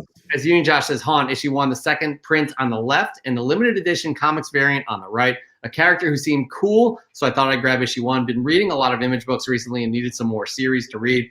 I picked this up when it first came out. I hung around for about 12 issues or so, and I kind of dropped off the comic game. But I really, Greg Capullo art, Tom McFarlane was actually good writing on this, and I enjoyed this as well, and I encourage all you guys to pick that up if you can. I really like this. I'm going to be on the lookout, Jeff. Yep, Haunt by Tom McFarlane and Greg Capullo. And this is World Bubble Collect. He had a few. He or she had a few entries as well. X-Men 221. He had, delivery from the best auction house found on YouTube. One, if not the best group of dealers, collectors, and speculators in the realm. He's giving shout outs to Metaphorical Comics, Comic Auction, and Claim Sale. And all right, anyways, he got a ton of books from these claim sales. A ton of She-Hulks. Really, really appreciate you sending those in. World Bubble Comics. And then our last one, Zach Attackery 21. He says he just got in the game. His newest hobby has gone from 0 to 100 real quick. He finished his Spidey wish list this week. Shout out to W. Thorpe for all the comic knowledge. So we're going to give these shout outs as you guys give them as well and do our best. But look at this wall, guys. I don't know if you can see all of these, but wow. Quite the collection here for just starting out. So congrats on that. Zach Attackery number 21. We really appreciate you you sending those to us. And again, guys, I'm gonna say it again. Here we go. Last time for this episode, fresh from the comic shop. All you got to do, go on Instagram, take a picture of your fresh gets, whatever you want, as many as you want, but we will only pick one. Hashtag FFTCS. But you also should tag us as well at Comic Book Canon, showing off your fresh gets. Each and every week, we love the segment. That there ends though. Fresh from the comic shop. It was a good one, guys. It was a good one this week. Absolutely, you guys all brought the heat. Love the picks. Steve, now is the time for another segment. You know what? This one's dedicated to Kid Collector because it was his favorite segment when we'd see him on the regular. I hope all is well with him. But what we're going to do right now, guys, is hold on. Get drum roll. Thank you. Boom. Top 10 hottest comics of the week based off of Cover Price's data. That's right. We deal with data. Cover Price deals with data. We're not sponsored by Cover Price, by the way, but we use their service kind of like as a stock index that measures the market. And they go by data, by sales, and they say these are the hottest comics of the week based off of sales. Straight data, not speculation. And each and every week we get into it. Chris, we go through the top 10 hottest comics, but Chris gives his 3 most interesting picks of the week. And each and every week, not only is the list different, but these picks are different. Kind of. That's a little tease. So we call it tease. Yeah. We're going to bring up these top 10 hottest comics right now. I'm going to read them off. Steve's going to give reactions. Chris is going to give his detailed explanation as to why he's picking 3 comics off of this list. But here we go. At number 10, we have Something is Killing the Children. Number 11 or number 1, I don't know. LCSD 2024 variant. I think that was number 1, by the way. That's a number 1 reprint. I think technically it's a 7th reprint. At number 9, we have Amazing Spider-Man 365, the first appearance of Spidey 2099.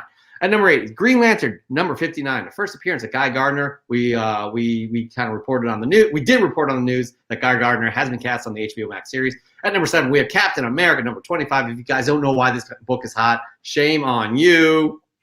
That's all I'm saying. At number 6 is Paper Girls number 1. This is a greenlit Amazon series. It is happening. It is cast. It's exciting stuff. A lot of people are excited about this series. At number 5, we just talked about this. Marvel Comics presents 72. The beginning of the Weapon X storyline, classic. At number 4, we have Batman Fortnite 0.1. That's right. These books have these special codes to get a Batman skin, I think other accessories in Fortnite. At number 3, we have Sweet Tooth #1. That's right, Sweet Tooth #1. Robert Downey Jr. and his wife are producing this on Netflix. The trailer just dropped last week. Nice looking trailer. At number 2, we have Secret Wars #3, the first appearance of the second Titania, Mary McFerrin, who's rumored to be appearing in the She-Hulk series. And at number 1, Black Widow #6, the first appearance of Lucy Nguyen, aka Marigold. Guys, that's an excellent series as well. I really enjoy reading that series. But spoiler here, we're not going to be talking about that series because Chris has 3 different picks for his hottest comics of the week. So Steve, we let Chris take it away. Unless you have any comments. Do you have anything you want to say about this list? The list is amazing. I noticed in the chat, Chris is all, well, I got 0 though these for Kid Collector, so I am with you, man. I might have 2 or 3 of those, but thank you guys for hipping me up on some game. Absolutely, that's what we do here, and that's what you do here. You are a guest co-host, and also the first member of the Comic Book Canon Guest Co-Host Hall of Fame. Congratulations! Ooh. We're gonna get you a sweet, sweet blazer if we ever make money. Yeah, but here we go. Like, here we go. Like here the Masters. Yes, exactly. Chris, drop the knowledge. What are your top 3 picks of list? Yeah. I wanted to be more excited about this list, but I can't lie. I wasn't horribly excited. I'm probably more excited about my number 3 pick than any book. So let's just go into it. My number 3 pick was Green Lantern, number 59. Why am I excited about this? Because it's a Silver Age book. It is very rare that we have Silver Age books on our list. Now, let me kind of put that in perspective. When you think about it, Silver Age books, in terms of the quantity sold, sometimes can't compete with, a lot of new releases that come out, and, people are buying, hundreds of copies because of whatever reason. Then you get more modern spec books because there's a lot of stuff going on, especially within the MCU, that is concerning more modern or, even like Copper Age books. There's a lot more out there available. They're cheaper. So, you start getting into Silver Age books, you start, seeing less out there. Some of them tend to have higher price tags, but it's really, really awesome to see a Silver Age book make this top 10. This book is the first appearance of Guy Gardner, who we just got the announcement for the live action HBO Plus. I'm tangling them up here.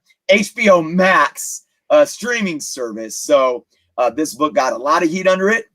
It had a 402% increase in sales. Wow. Awesome.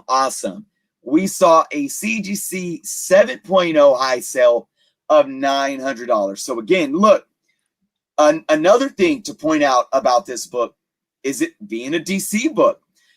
It's a Silver Age DC book getting hot because of live action speculation. That hasn't happened too much simply because there's not a lot of trust in the process of what Warner Brothers has been doing, the DCEU, and so forth. So to see this happening, I think it's pretty awesome. I just hope they do the show justice. Yeah, as do we all. I mean, this character has surprisingly been around. I mean, 1959, that's insane. This character obviously has been around for a while. He's a complete turd. Like, he's a complete turd. But he's kind of a lovable turd. I don't know if there's such a thing as that. But anyways, you know what I'm talking about, most of you. And I'm excited to see what they do with him, in live action format. I don't know anything about this actor that's going to be playing him, but I have high hopes for what HBO Max will do with this series. Steve, anything to add to that? I would agree, Jeff. I mean, HBO Max, for me, I watched the Watchmen series, and that was epic. I loved it. For me, I loved it, and to see what direction they could do, what they can do with Green Lantern. I mean, I'm on board. I can't wait.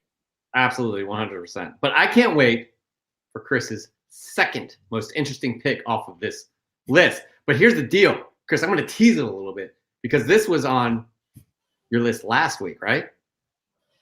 It sure was. Yep. We got 2 for 2 here, man. Look, it's just, I'm loving it. We've been saying that all day, right? We are full of love.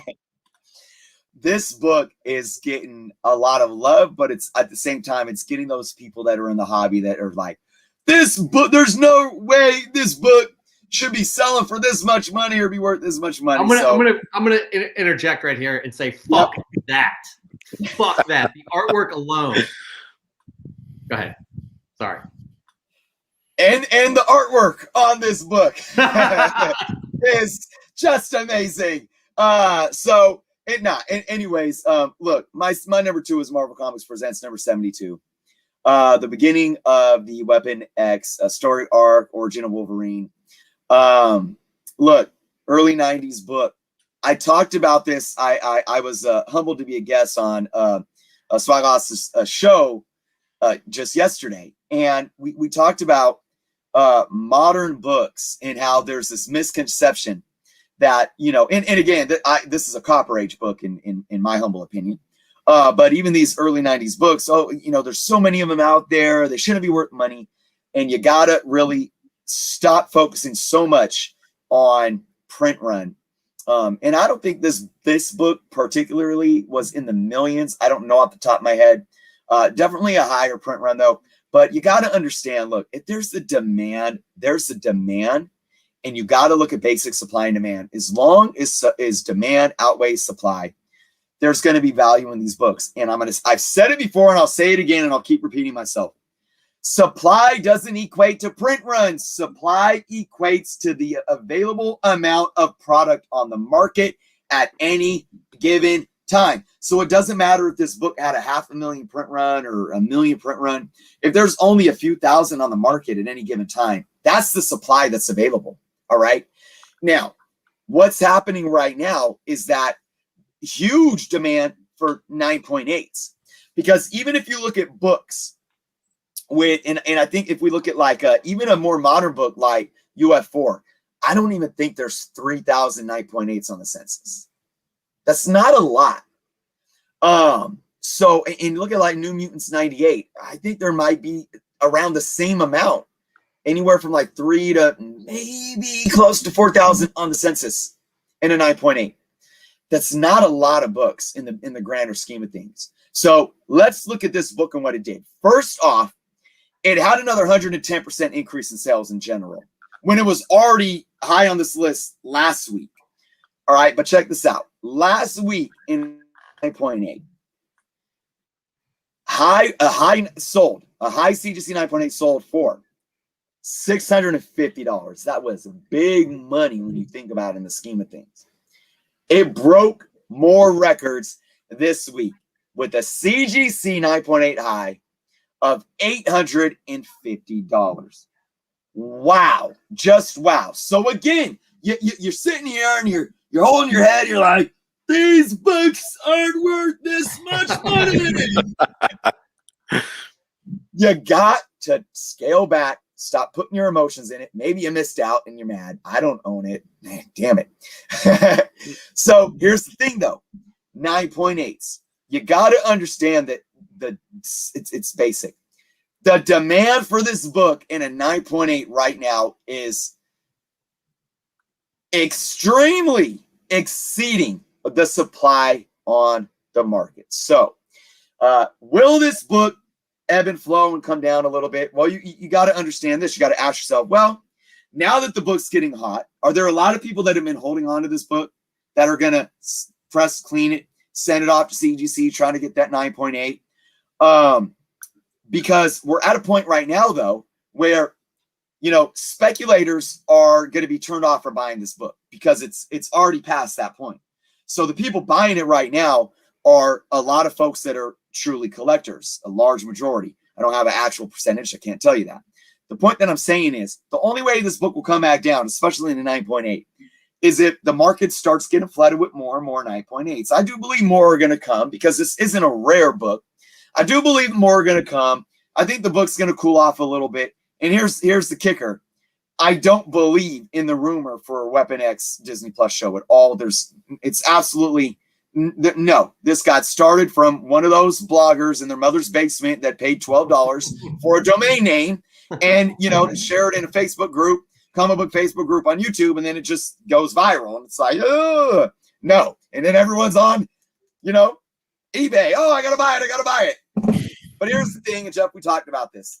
I think this book's gonna cool off, but the threshold's broken. All right. The ground is broken. The ceiling's open up, because here's the thing. I do believe that the market has undervalued so many books. This is a classic book. It's a classic book with classic art by a classic artist with a classic character with a classic origin story. And it's now embedded in the consciousness of collectors more than it's ever been. And that's what's going to keep the demand of this book going, even if all these rumors are invalid and completely untrue. 100%. Como Comics says it best. Give in to the FOMO. He probably has a few dozen of those that he's trying to offload. Well, not he won't have a problem. Does anyone know what this book was going for when the Wolverine Origins movie came out? That's a very good question, Planet Arizona. There you go. Como Comics dishing the knowledge. Como Comics doesn't just dish the knowledge, but he also dishes the gossip. Did anyone else hear about a possible director's cut of Batman Forever starting to get some hype, all of the Snyder Cut? No. Just throwing it out there. No. Oh my goodness. You're not here. But we love you, Drew. We do love you. All right. But yes, I love this issue. I love the Barry Windsor Smith art. I love everything about it, because up until this point, there was no origin story about Wolverine. It was a mystery, and it was really I read it. It blew my mind. But hello, Steve. Hi. No, you didn't. There you go. Sorry, maybe it was just me. I don't know. Moving on though, we have Chris's third most interesting pick of the week. Dish it out for us, Christopher. All right, I didn't go with the number one pick on the list, which was the Black Widow, which I mean, hey, kudos for folks, buying into these new books, these new releases. I went with this one kind of because I have this good kind of warm, happy feeling about it. And I just said, for me, it's been a night, it's been a day, and I just want to focus on something that makes you feel warm and fuzzy. And my number one pick is Sweet Tooth. Sweet Tooth, number one. I don't know about you guys, but the trailer dropped last week. I love Robert Downey Jr. I would, vote for him for president. I don't care. I'd vote for him for anything. I love the guy. And the fact that he's getting behind this project is really awesome. And this is a DC project. It's a DC Vertigo.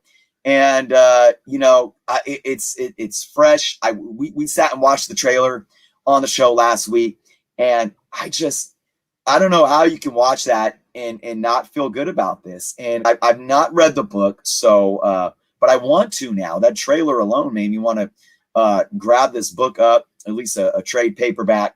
But this book has gotten hot. I mean, we talk about all the time what these properties that are getting optioned for Netflix and streaming services do. This saw a 431% increase in sales. That's freaking huge, man. That's massive since the trailer dropped. And a high CGC 9.8 sold for $545. So I'm a little, it's tough. First off, we know how movie spec and these live action specs work for the most part. They get hot. They can have cool off periods, but then there's long-term increases, and when they cool off, they don't go past the prior threshold, right? And I definitely see that for this book, but I want this show to do great. Because again, this is where, if you're looking at it from an investment standpoint, especially when you come from these independent properties, because they're taking risks. I know this is DC-backed Vertigo, but what Vertigo put out, they're taking more risks, they're taking different tones, more of that of what you see from those independent publishers, right?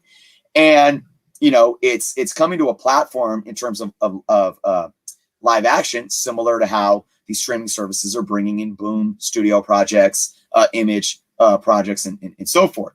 So, you know, you're taking risks here. And for the most part, what I've seen from a lot of these properties of The Boys, Umbrella Academy, they've been solid. You know, they've been really solid. And I want this one to blow those out of the water, to be quite honest. It seems very unique to me. And I think if it does, this book can be one of those books that I think can really retain and gain that value, because this really sticks in the broader spectrum of, you know, cult classic, really.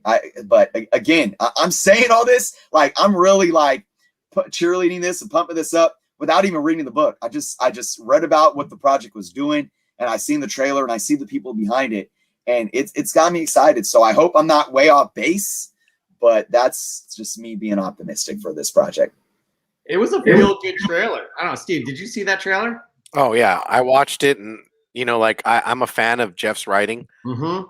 You know, and down to like Black Hammer and kind of getting involved with Sweet Tooth as well. I'm anticipating a great movie, man. I can't wait. I'm totally excited.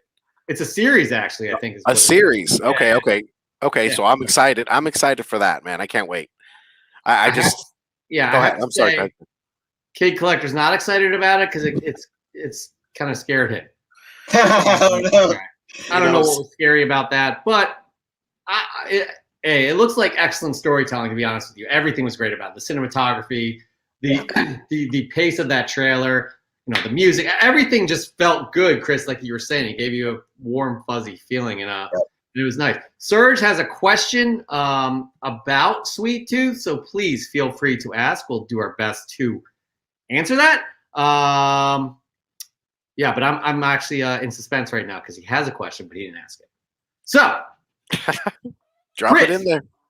That is our top 10 hottest comics of the week. We'll have a new list next week, and Chris will pick out his 3 most interesting picks from that list. You did it. You did it, Steve. You made it through the meat of the show. Again, you were anointed to be the first person to make the Comic Book Canon Hall of Fame based off of your Tribe Called Quest answer. We are grateful to have you. But again, that concludes the top 10 hottest comics of the week. Guys, we have a little bit of time for Q&A, so throw it our way. We're waiting for Serge's question. But anything that stands out to you guys about the show, it's an instant classic in my opinion. This Comic Book Canon episode 51 is an instant classic. Steve, Chris, I'd love to hear your thoughts. Steve, go ahead. Oh, I was reading Serge's question right now. He said, yes, my question is about Sweet Tooth. Is Robert Downey Jr.'s wife bring back with the book should be a Vertigo and DC? They need to hire her for all DC content and comic books, or DC content comic books. And it will be a shame that DC needs to follow what it should have been like 4 years for the yeah, I'm not sure. I don't know much about Robert Downey Jr.'s wife and what her, you know, experience in the industry is. It's cool that they're teaming up to produce this. It looks great. I'm not sure her involvement with Vertigo or DC. Chris, I don't know. Do you have anything? I don't know. Yeah, I'm not sure. But again, it's He's stumping us. He's stumping us here. But yeah. Kid Collector has a question here, guys. Is your hero for hire #1 for sale? I'm going to give you an answer. And that's a no. Just to throw it in your face, kid. He's that's like, no. That's a hell no. I'll let you hold it virtually. Sorry, kid. I miss you. I miss you, kid. I hope you're okay. No, this is one of those special ones to me because it's got social significance as well. And it's I was shocked that it came back as an 8.0. It's got a black cover, so it's really, obviously, as we all know, it's hard to get those higher grades. I mean, it's not a super high grade, but I'm still very, very happy with that. Oh, by the way, Como Comics already claimed it. He followed the rules, so I'm just gonna send it out to you today. Oh, is that you bought what Spider likes? You bought a Heroes for Hire #1.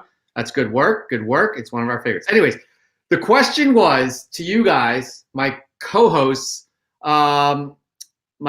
what do you have any comments about? Again, I think this episode of Comic Book Canon was an instant classic. I'm biased though, so I just want to hear what you guys think as well. Oh no, man! I absolutely think you guys are great. You guys are bringing that content, that fire.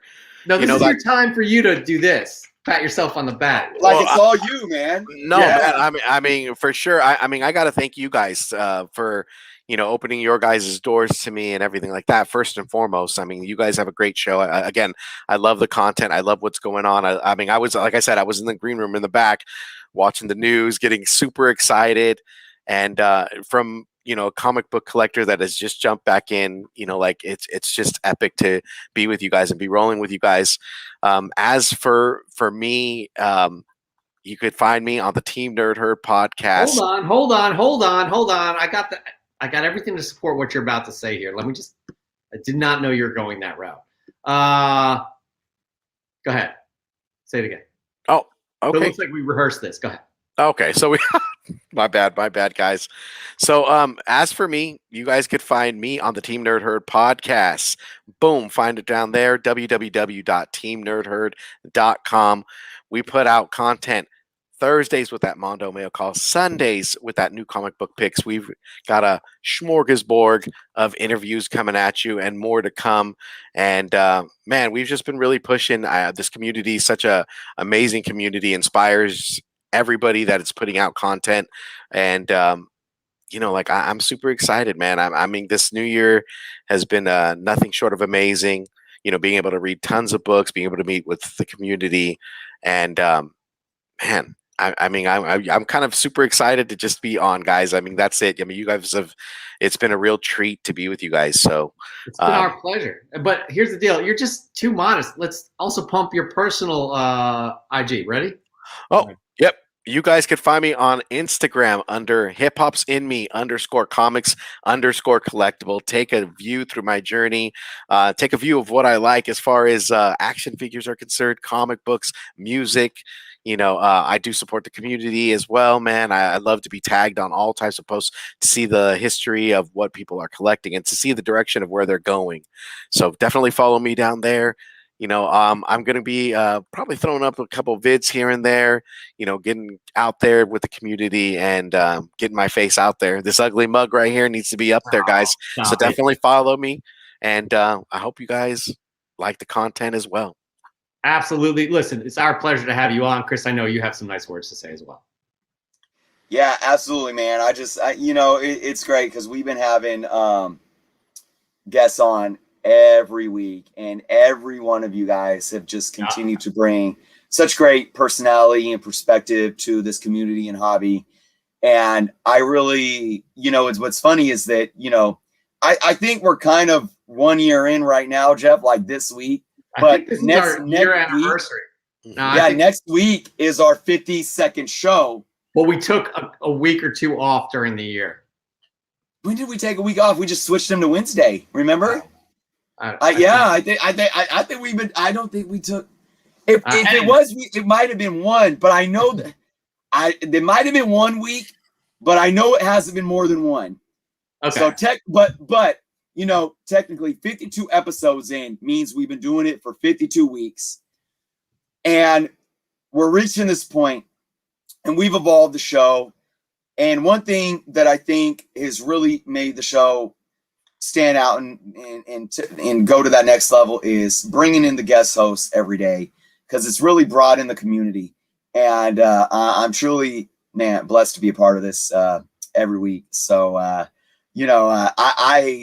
feel that every single week, man, to be a part of this. So even though, it's part of my show every week, it's a blessing every week. I appreciate everyone in the comments. I got to give a big shout out to Tony Trombetta, president of EGS Expert Grading Services. I meant to mention this last week, but I forgot. And I know we don't have a link, but I wanted to give a big shout out to Tony because he launched an official YouTube channel for EGS. So guys, check that out. I'm sure if you just search Expert Grading Services or EGS Comics in the YouTube, search bar, and you'll probably find them. Do that. Give EGS a sub on YouTube So very happy to see Tony and GS utilizing the platform for sure. Tony is an alumni guest as well, so big shout out to Tony. Absolutely. What's up, Tony? In their slides, I got beautiful Spider-Man 44 variant 0.8 with the custom label. Big shout out to Caleb. This is his. He won my 5K subscriber contest. Caleb, good friend, so I'm going to be sending this out to him. But this is a beautiful EGS 9.8 slab. Yes. Beauty. That is a beauty. EGS Comics on YouTube. I guess it's that easy. And yes, Como Comics, AT&T does strike back. AT&T hates us right now. Damn them. Yeah. I do see a question here I want to address real quick from Kid Collector. Where are you? All right. What's the topic for Fresh from the Comic Shop for next week?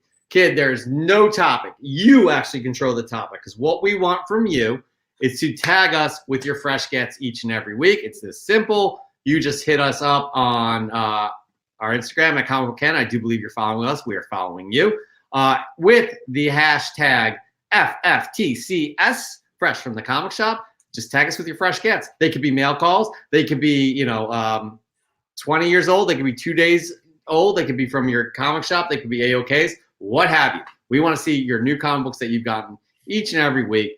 That thing has grown just exponentially each episode, so it's great. All right, I think with that, though, guys, we are going to call it a night. Thank you so much for joining us. As Chris said, we are very appreciative of everybody that takes the time to watch even just a minute of our show. We're having a blast doing this. We're almost a year in. I don't think we have anything planned for our anniversary, but hey, maybe something will happen. I don't know. Steve, man, thank you so much for joining us. You are you guys.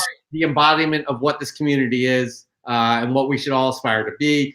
You guys, you and Team Nerd Herd you just have to keep doing what you're doing. Keep going after what you guys put out great content. You all need to follow them. I'm going to do this one more time. And if you're not following them, shame on you. But it's as easy as this. It's not an ugly YouTube URL. It's teamnerdherd.com.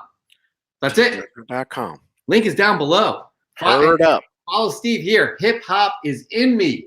Comics _ collectibles. That easy, guys. Just do it. Chris, man, it's a pleasure each and every week to be producing the show with you. My co-host, my friend. This has been a blast. We look forward to this each and every week. We're going to have a great show next week with another guest. And we'll just keep rolling with this. Chris, what do you got? Final words for the show. May 7th, 2021 till infinity. That's what I got. All right. Well said. Well said. And guys, that is our show. Thank you again so much for joining us.